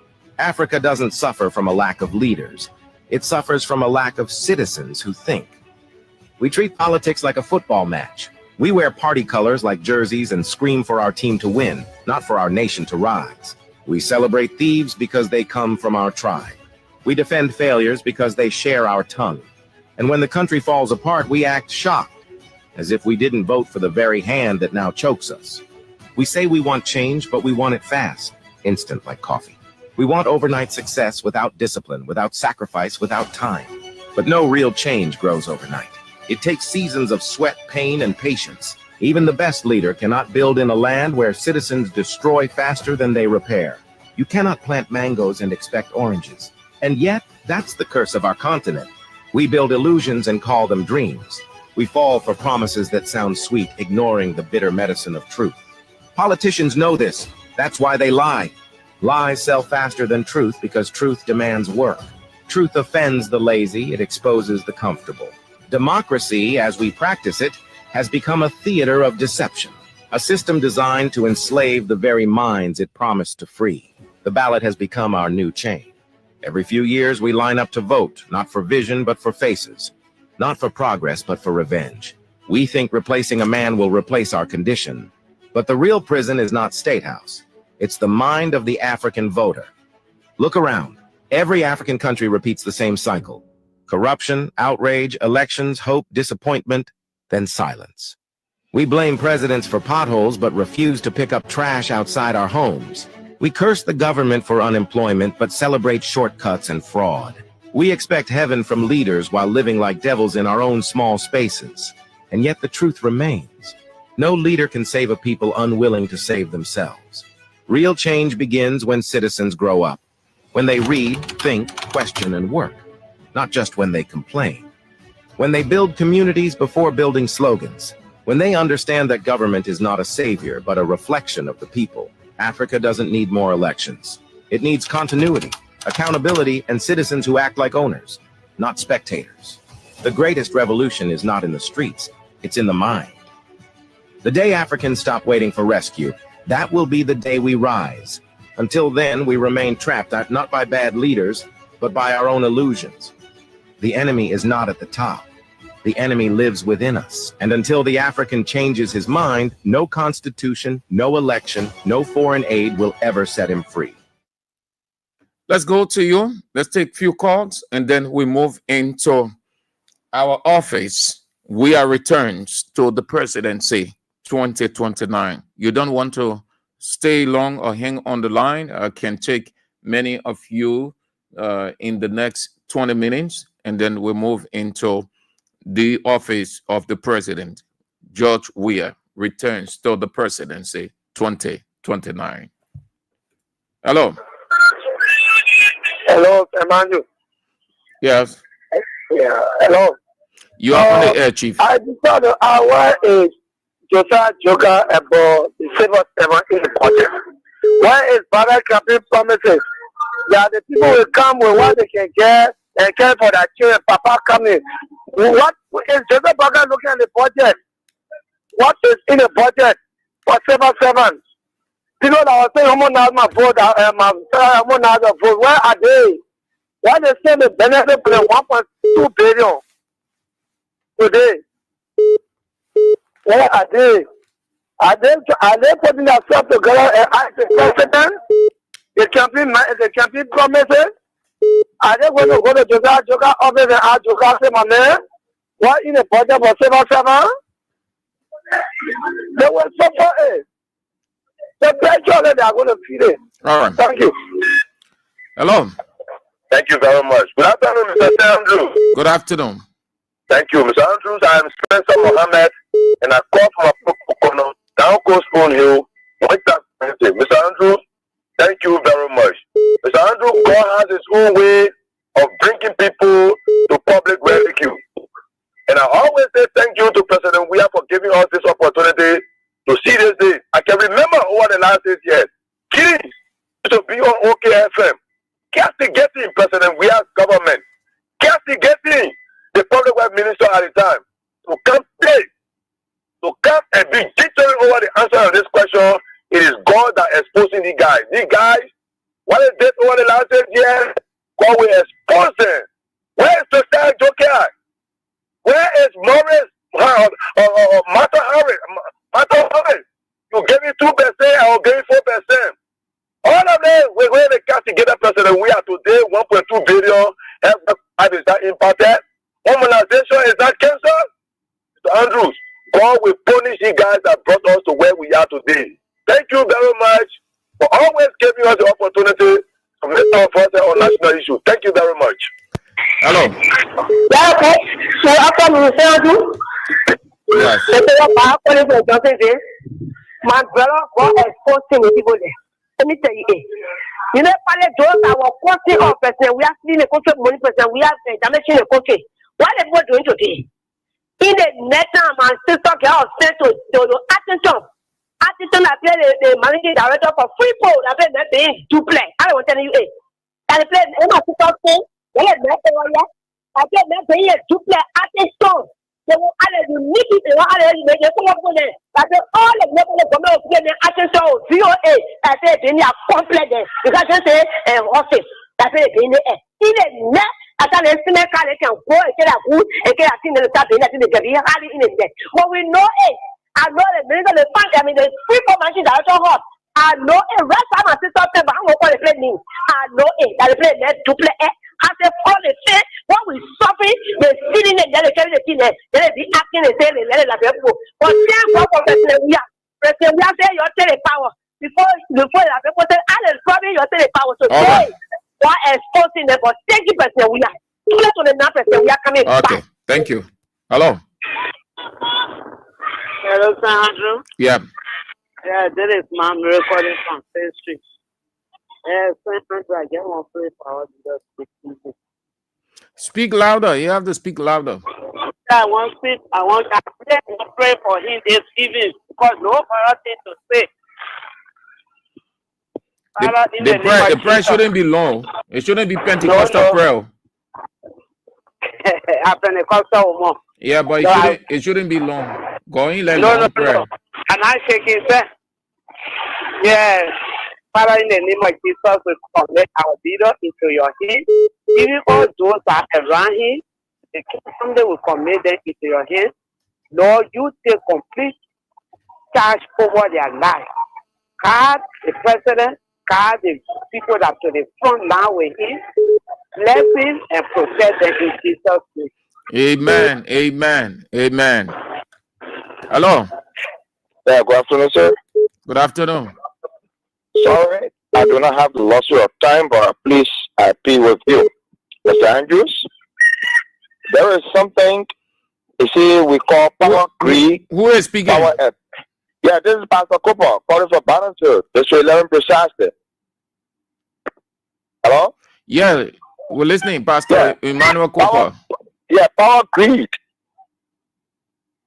Power abuse.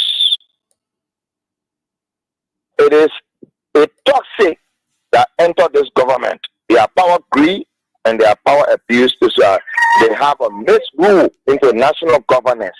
We must be honest, as a religious leaders of this country, we don't want tomorrow people calling on us to pray for Liberia when you have neglected your God-given duty and responsibility as a government to deliver to your people. God did not bring David on the throne to fill the people of Israel. God did not bring Joseph from Egypt to come back to Israel to take over to become a failure. But when a government does not have the priority of the interest of the citizenry, but their personal aggrandizement, their personal ambitions, it brings about a deplorable condition where God himself had to intervene. Because number one, we saw what happened here when Samuel Kaya Doe took over to become very selfish and greedy and brutal. The government was brought down. When President William Albert Thomas Jr. became very selfish and greedy, 1980 he was brought down. When Tatura stood out from door to door, house to house, he intended to kill the Liberian people, so brought him down. Ellen Johnson Sally came in, she ruled and she left. Jawia came in, he ruled and he left. And Joseph Newman Boakai is the president that is completely diving into greed, deception, and criminality. You can be building a $10 million presidential residence without any proper documentation in terms of PPCC and the Liberian legislature approval, which is very wrong and contradictory to national investment. You cannot develop a country by harassing, terrorizing the citizenry. God in heaven is watching. I'll leave you with Daniel chapter 4, verses 17, 25, and 32. It said the same thing. It is heaven that rules. And whosoever God wants to give the kingdom to, even to the lowliest of men, and the seed that God meant to grow, you cannot kill that seed. That blood is between Saul and David. And Joseph Newman Parker is the Saul, and George Weah, former president, is the David. Why the end of Saul and David? God bless you.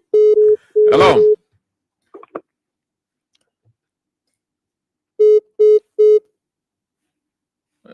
Let's go this way. Hello. Yeah, second hand, my brother, how you doing? I'm doing good. I'm doing good. Yeah, I didn't get only lame. Calling my resident for Flower Town, St. Andrew. The big class for with the Mina Pia live a clack, buying free. We want to be born this day. He made it clear that, and I know about y'all go to the, I know how you call it, say, y'all go car, open up for fana. So big class for you on the other side. About when I bring, which is, the other man, they call, and how they call it, y'all go ask the international criminal go ask them. Look, they got for 2 years experience Zoko, which is Waka. We will pour fire behind a ball, they tell us. Who they in that place will tell us. What they show and see. We will pour not be able to pour fire behind a ball. Okay, you tell us who they in that place in the vacancy. What's they are, and I know go ask, go ask, John will tell us who they in that place, but when they keep the power. Or behind John, we are safe, yeah. He very kind of money that nobody in there. He very kind of what I will go for boy. He very kind of money. If you get a result to him, he will do that one. Talking a boy for boy, but so don't laugh. Enough for they say, oh, it's funny. Enough funny. You talking a boy for boy. When you get a content of what you try, it will do that, it will do that. He very kind of money. Doctor Mansisi. I have Bofra can say, please take your time. And then you have the Bofra boy. If you tell go, you can pay a California. When you go let me eat power, it will go at SYC. So then, Bofra boy come by again, very California. So we'll put fire to his boss. Then for the 2 years, Zoko put in power. And his last official, Zoki and Zoko, they will tell us who made that place. And who being the hotel somebody will tell it. The jockey and so play for with them. We'll still be at their board down to tell who being that place. So you you both for us. We will choke you with a both of us in your family out. Thank you. All right, Dr. Bazizi. Hello. Hello. Hello. Good afternoon, Mr. Sam Andrew. Good afternoon. Let's hear you quick. Yeah, I'm Peter the Council. I call from under the street light in Lower Johnsonville. Thank you for the fascinating discussion this afternoon. So, Mr. Sam Andrew, the 10 million houses being constructed in Luka is a personal property of Joseph Mwaka. I'm here for Lofa. So it's basically if we are where Joseph Mwaka, originated from. That's a major reality, and we have communicated with some of our people in Lofa. They have validated the argument that is for Joseph Mwaka. So no government official can deny that. And it is very much bad precedent that Joseph Mwaka has said you cannot use the state resources and to construct and the multiple bidding for yourself at the expense of the suffering masses of the Liberian people. That's complete corruption. And I want to agree with the guy that you played for that my man, tell your baby from in the background, my man. Tell your baby from in the background. Okay. Yeah, the baby right behind you. Come.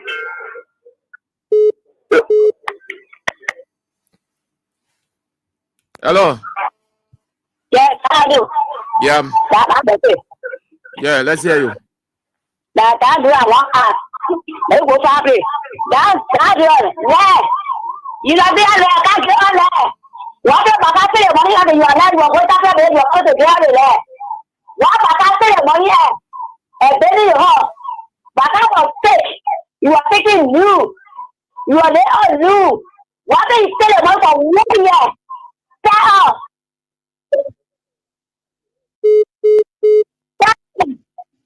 Oh, you're not a boss. You just talk to it again. That was talking to my letter. You saw that. Because you're laugh to us. When you lie, why is that your punishment? That woman and husband lie. What do they do? They shout to the family. Because they lie to God. So, that's it. Clean it up. Can't tell the door about it when you are doing it. And then you say you're making kiss that. I don't want to say, hello. That's too much money that you have. But the person will kill you. Now you will die. That you will see all your house. You're going to money. Thank you.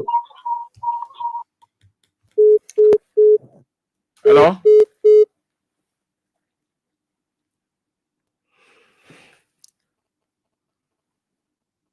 You're on the air, Chief.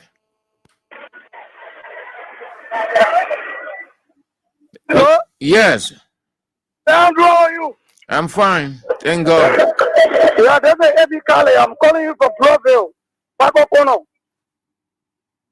You see, Sir Andrew, yesterday these people were telling you Joe, we are paying 40 million, all kinds of things. So here we are. Less than 2 years. 10 million are being spent in Nova Country. You cannot tell the truth. Who came on that project? It's a shame, Sir Andrew. Therefore, they are ashamed. They got nothing to tell us. When you go to the information minister, you don't want to tell you the truth. When you go to the press secretary, you don't want to tell us the truth. Less than 2 years, Sir Andrew, is that what we are expressing? Is that the rescue, my brother? But anytime they hear that president, we are coming by the agitating. They will not be scared, Sir Andrew. Ambassador, we will whip them pants down. And we will make sure to protect our vote. Sir Andrew. Because they kind of calamity that all us. We know the Almighty God can deliver us, Sir Andrew. Less than 2 years. Corruption over mysterious death. Going against the law of the Republic. Is that the rescue, Sir Andrew? It's a shame on United Party. Okay? So let me get on a chance to call, man. Thank you for putting me the time. All right. Thank you so much. Yes, you did well. Let's have this break. Joseph Warren, for a long time. Jowia sent 2G5. Just a small thing to identify. One day he made Jowia talking. Then he say he won't send the money back. So, okay, yeah, we'll send Jowia money back. I raised the 2G5. Get a 2G5, the Joe Baga send a Jowia, Joe Baga eat the 2G5. The papa can eat money like that. Hey, I don't know what it is. Better you look at when I have water, they were displayed. I raised 60,000. I send the 60,000 by Papa to pay the rent. Not every day. The Papa eat 40, get a minute 20. I have water, they were displayed. I raised 60,000. I send the 60,000 by Papa to pay the rent. Not every day. The Papa eat 40, get a minute 20. It's better you look at when I have water, they were displayed. I raised 60,000. I send the 60,000 by Papa to pay the rent. Not every day. The Papa eat 40, get a minute 20.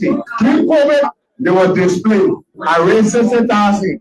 I send the 60,000 by Papa to pay the rent. Not every day. The Papa eat 40, get a minute 20. Displayed. I raised 60,000. I send the 60,000 by Papa to pay the rent. Not every day. The Papa eat 40, get a minute 20. It's better you look at when I have water, they were displayed. I raised 60,000. I send the 60,000 by Papa to pay the rent. Not every day. The Papa eat 40, get a minute 20. Why you can tell CDC now? You people were lying as if we're not in the country. Unity Party never had anything. This is we are returns to the presidency 2029. You people had nothing. I start this way to say something which you will hear, and you've started to hear.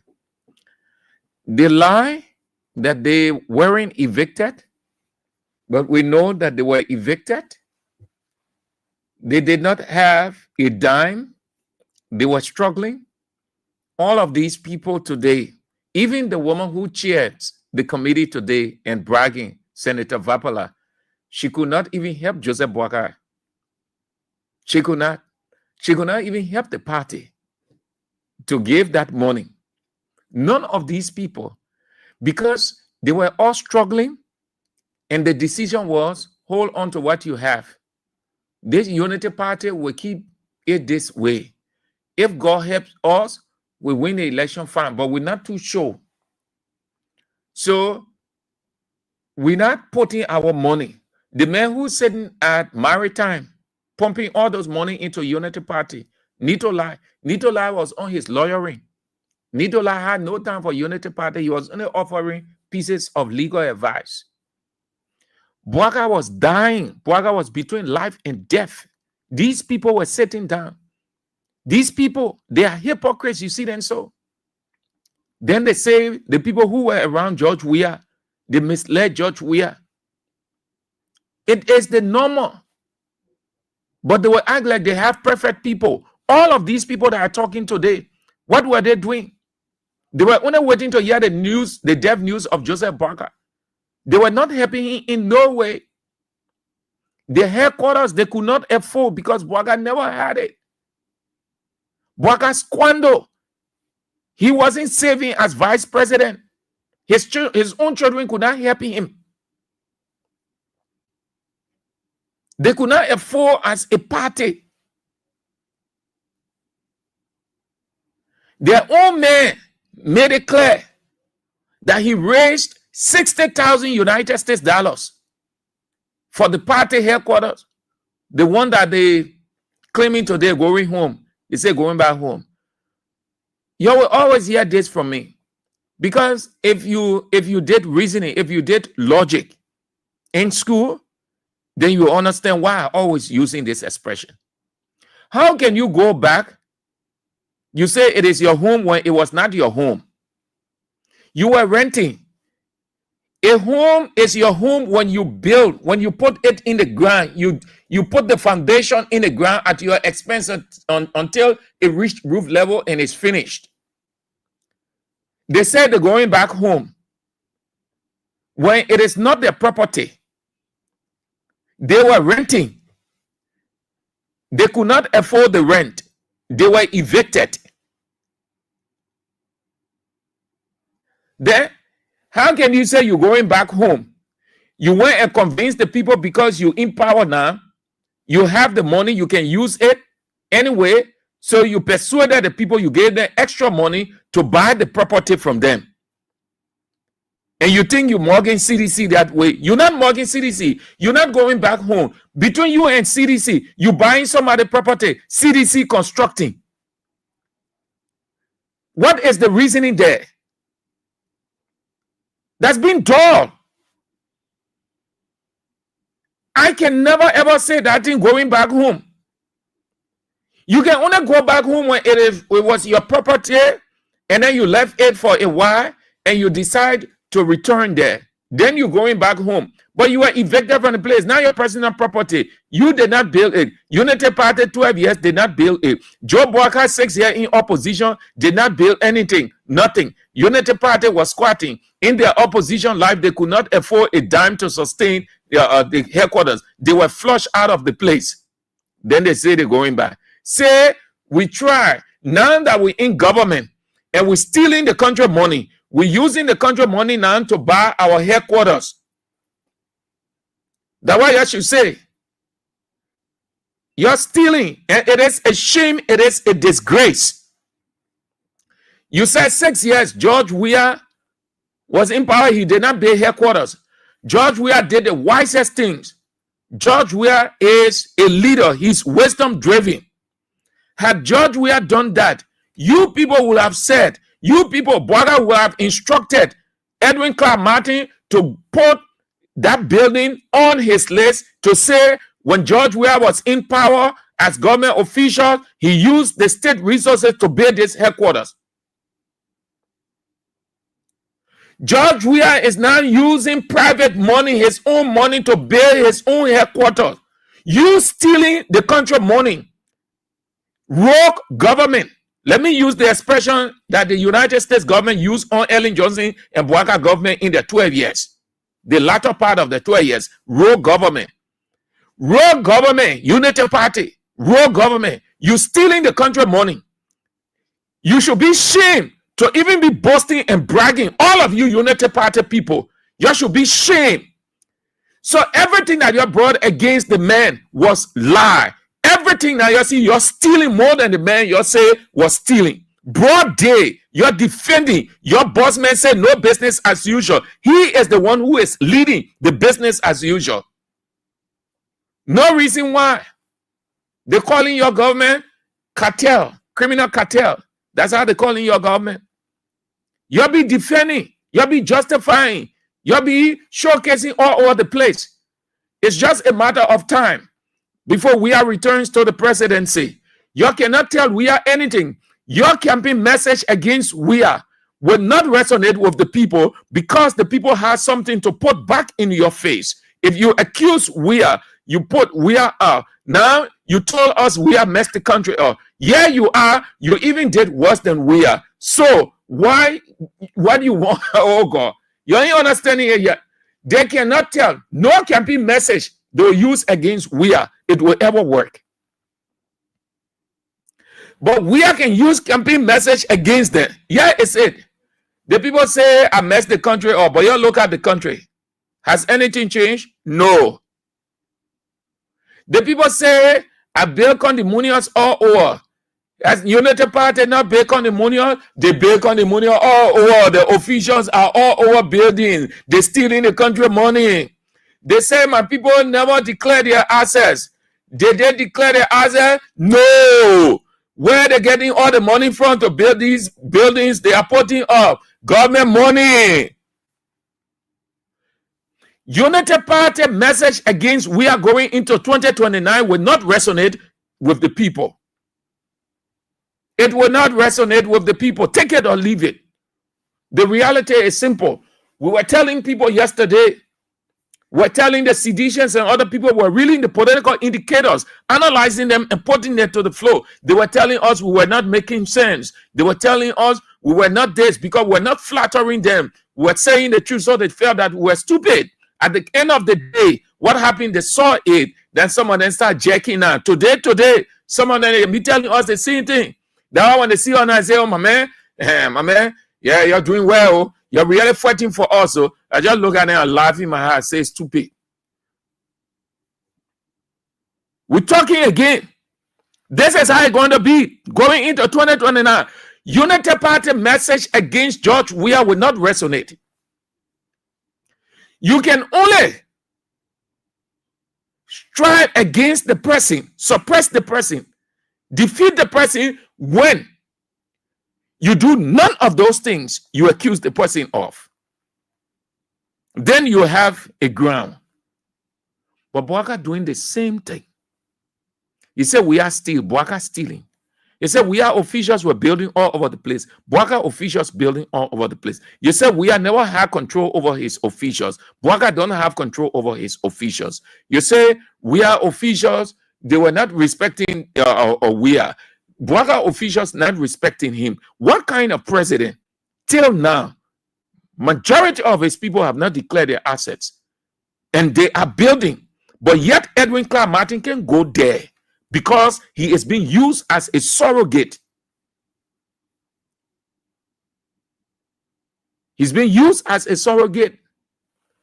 The message against WIA would not resonate. WIA returns to the presidency 2029. He said, we are built on the Munion. Bouaka is building. Bouaka is building nuclear house, nuclear mansion.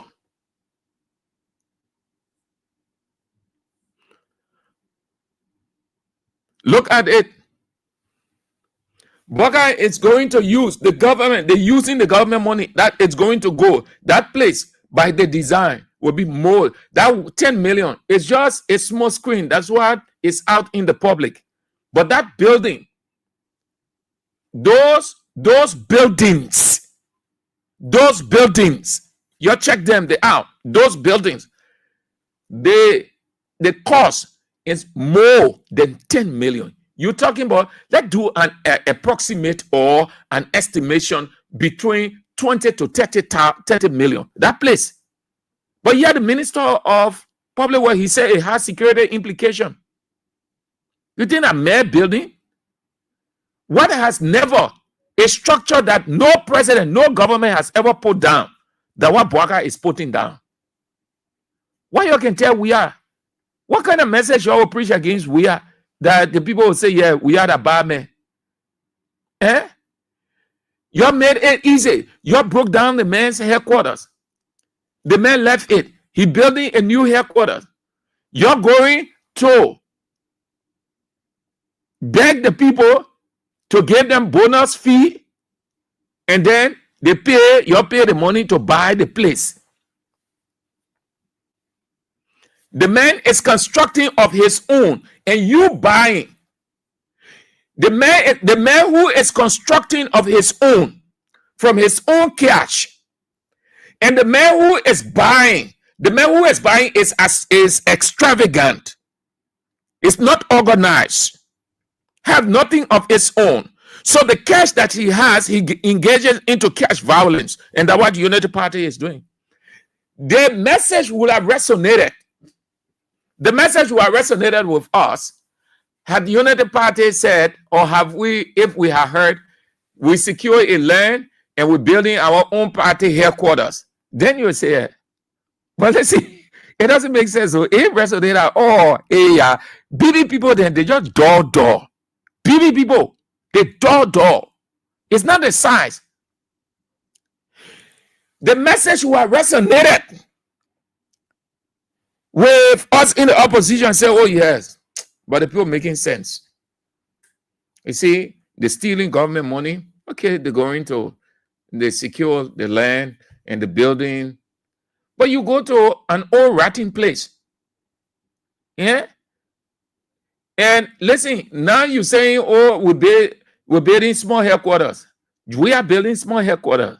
And you think that you have large. Why you never had the people there when you were in opposition? When they were in opposition, even when they were in power, Unity Party has never been in a place in power. The party headquarters was always packed. The only party we have seen that, and we know that very well, is CDC. Yeah, right at Broad Street. They're on Broad Street. You see it just like somebody living place. Inquire too. He ain't even represent. When last Bouaka was there, at least we are used to go to his party headquarters, because as the standard bearer, you have to find time to be at the party headquarters. And not all of the time because of workload, but sometimes you just chip in We used to go there.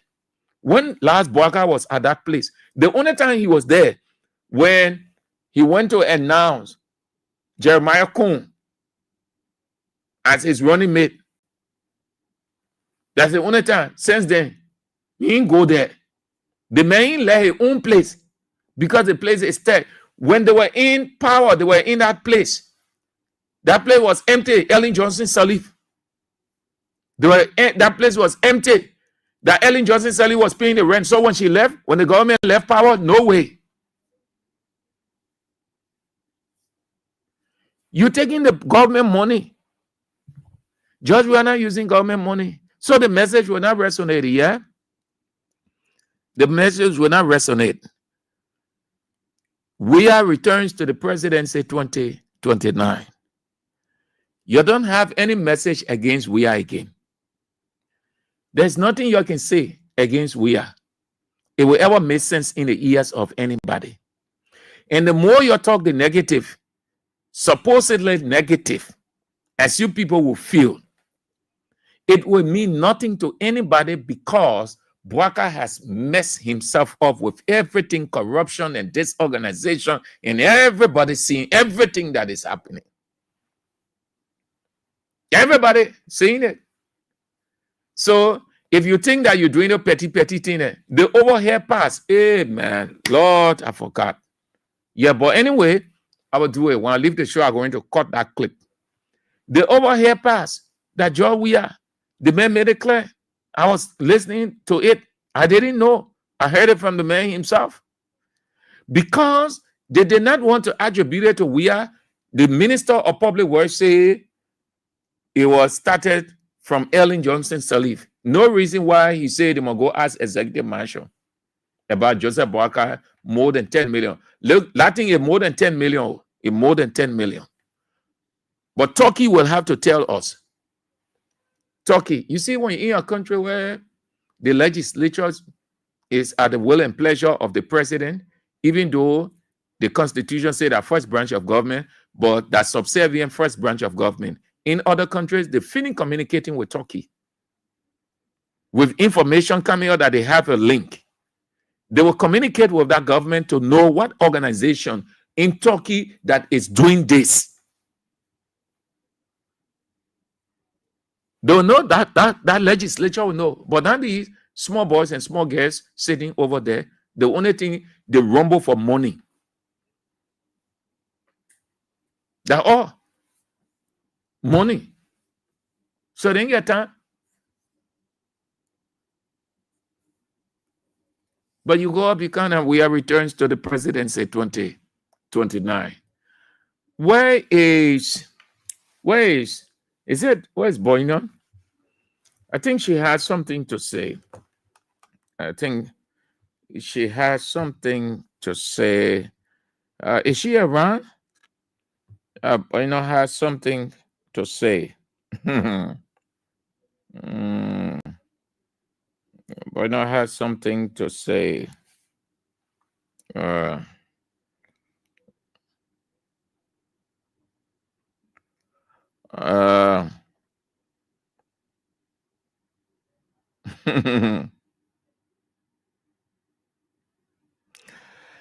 Okay, so let me just jump in with the one. They said the government, they say they are excited about the girl on now.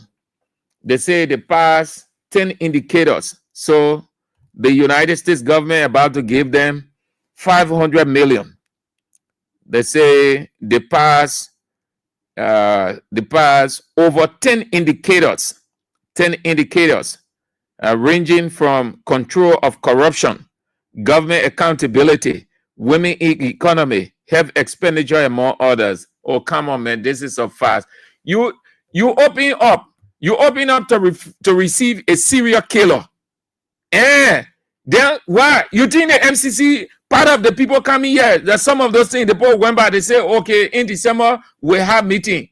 In no time they say you must accept our deportees. Why would the people not tell you that you pass? Not necessarily that you really did. Corruption is rife in your government. Everybody knows that. corruption and riot. You have a bad governance. Who told you we don't know how the West, particularly America, operate? They operate on interest. Leopold told you that their interest come first. You accepted what they wanted. So they will have to fulfill their part of the bargain. There's nothing you're doing. Nothing extra. Nothing. No. So if they say you pass over 200 indicators, it's because their interest is met. They see you now as a dumping ground for their serial killers. You can't bring it here, so they will be giving you. And you put in the country in a dangerous position that it will affect this country going forward. You take it for a joke. You're after the money. And you think that's something good. I told you the first thing I listened to, I will try to get out. I think I recorded it. I will check in my lab. The guy was explaining the implication. Why in this whole situation, when you accept, they gave you certain amount, and then you will do a waiver. You will do a waiver that the other part, the BBC guy was explaining it. They'll do a waiver. That waiver, it was just like what Ome had here. That when you go in, anything happen to you, they're not responsible. So Liberia will accede to that waiver, meaning they will approve it. So they will send the serial killers into Liberia. Anything happen to them, America are not responsible. America not responsible. That the government of Liberia now and that country they're coming from will handle that situation. So the way Garcia come in and Garcia hits the soil of Liberia, if anything happens and Garcia passes off, the American government has nothing to do with it. America agreed to take full responsibility, the security, the safety of everything. It will be Salvador. It will be his country, Salvador and Liberia now. So they will look at the government of Liberia and say, you have to produce the living body of our citizen. If not, we'll do this, we'll do that. When you're so anxious to prove a point to the opposition and you're not sensitive, you're greedy, that's what happened. John Dramani Mohammed, the man said no, because he knows the implication and his people know the implication. So he said no, Ghana cannot accept. As much as we want America's support and we are partners, we will not settle for that. You can find another country or countries, but we will not. Because we know the implications. If anything happens, the Ghanaian government will be held responsible. And we don't want to be in any situation that will have diplomatic problem with our with fellow countries. So you think you're passing LCC or MCC, Sonny, because you're doing something extra? No. No. It's because you're accepting their deportees. That's all. Nothing else. So don't brag that you pass MCC, you pass over 10 when corruption is widespread, bad governance, human rights abuses all over the place. Oh, come on, man. Chief, that beginner you're dealing with? What kind of man is so? You can even pass the MCC scorecard or the indicators. It doesn't say you will get money rightly. No. So you can go on celebrating. You get 1.2 billion. You know how to raise that. But I see you, man. Yeah, rescue, man. As a rescue knows how to prove a point. And that's the wrong way to prove a point. Wrong way, wrong way, wrong way. Hey, man, I didn't read the people comment except for the callers. All right. So let me do a quick, and then we are out. Let me read a few of the lines, and then we are gone. The ones that are long, 2-3 paragraphs, I will not bother. Gabriel West said, a complete rogue government.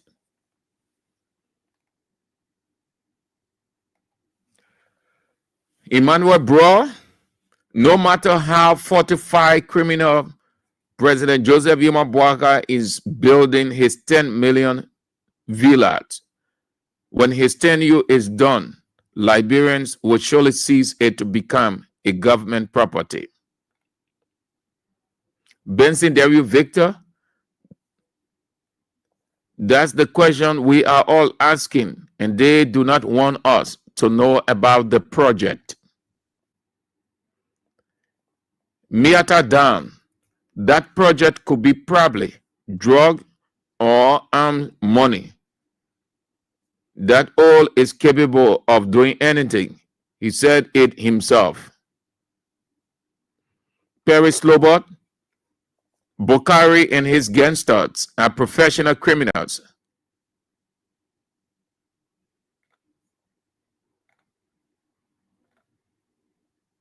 Tobasi, yours too long.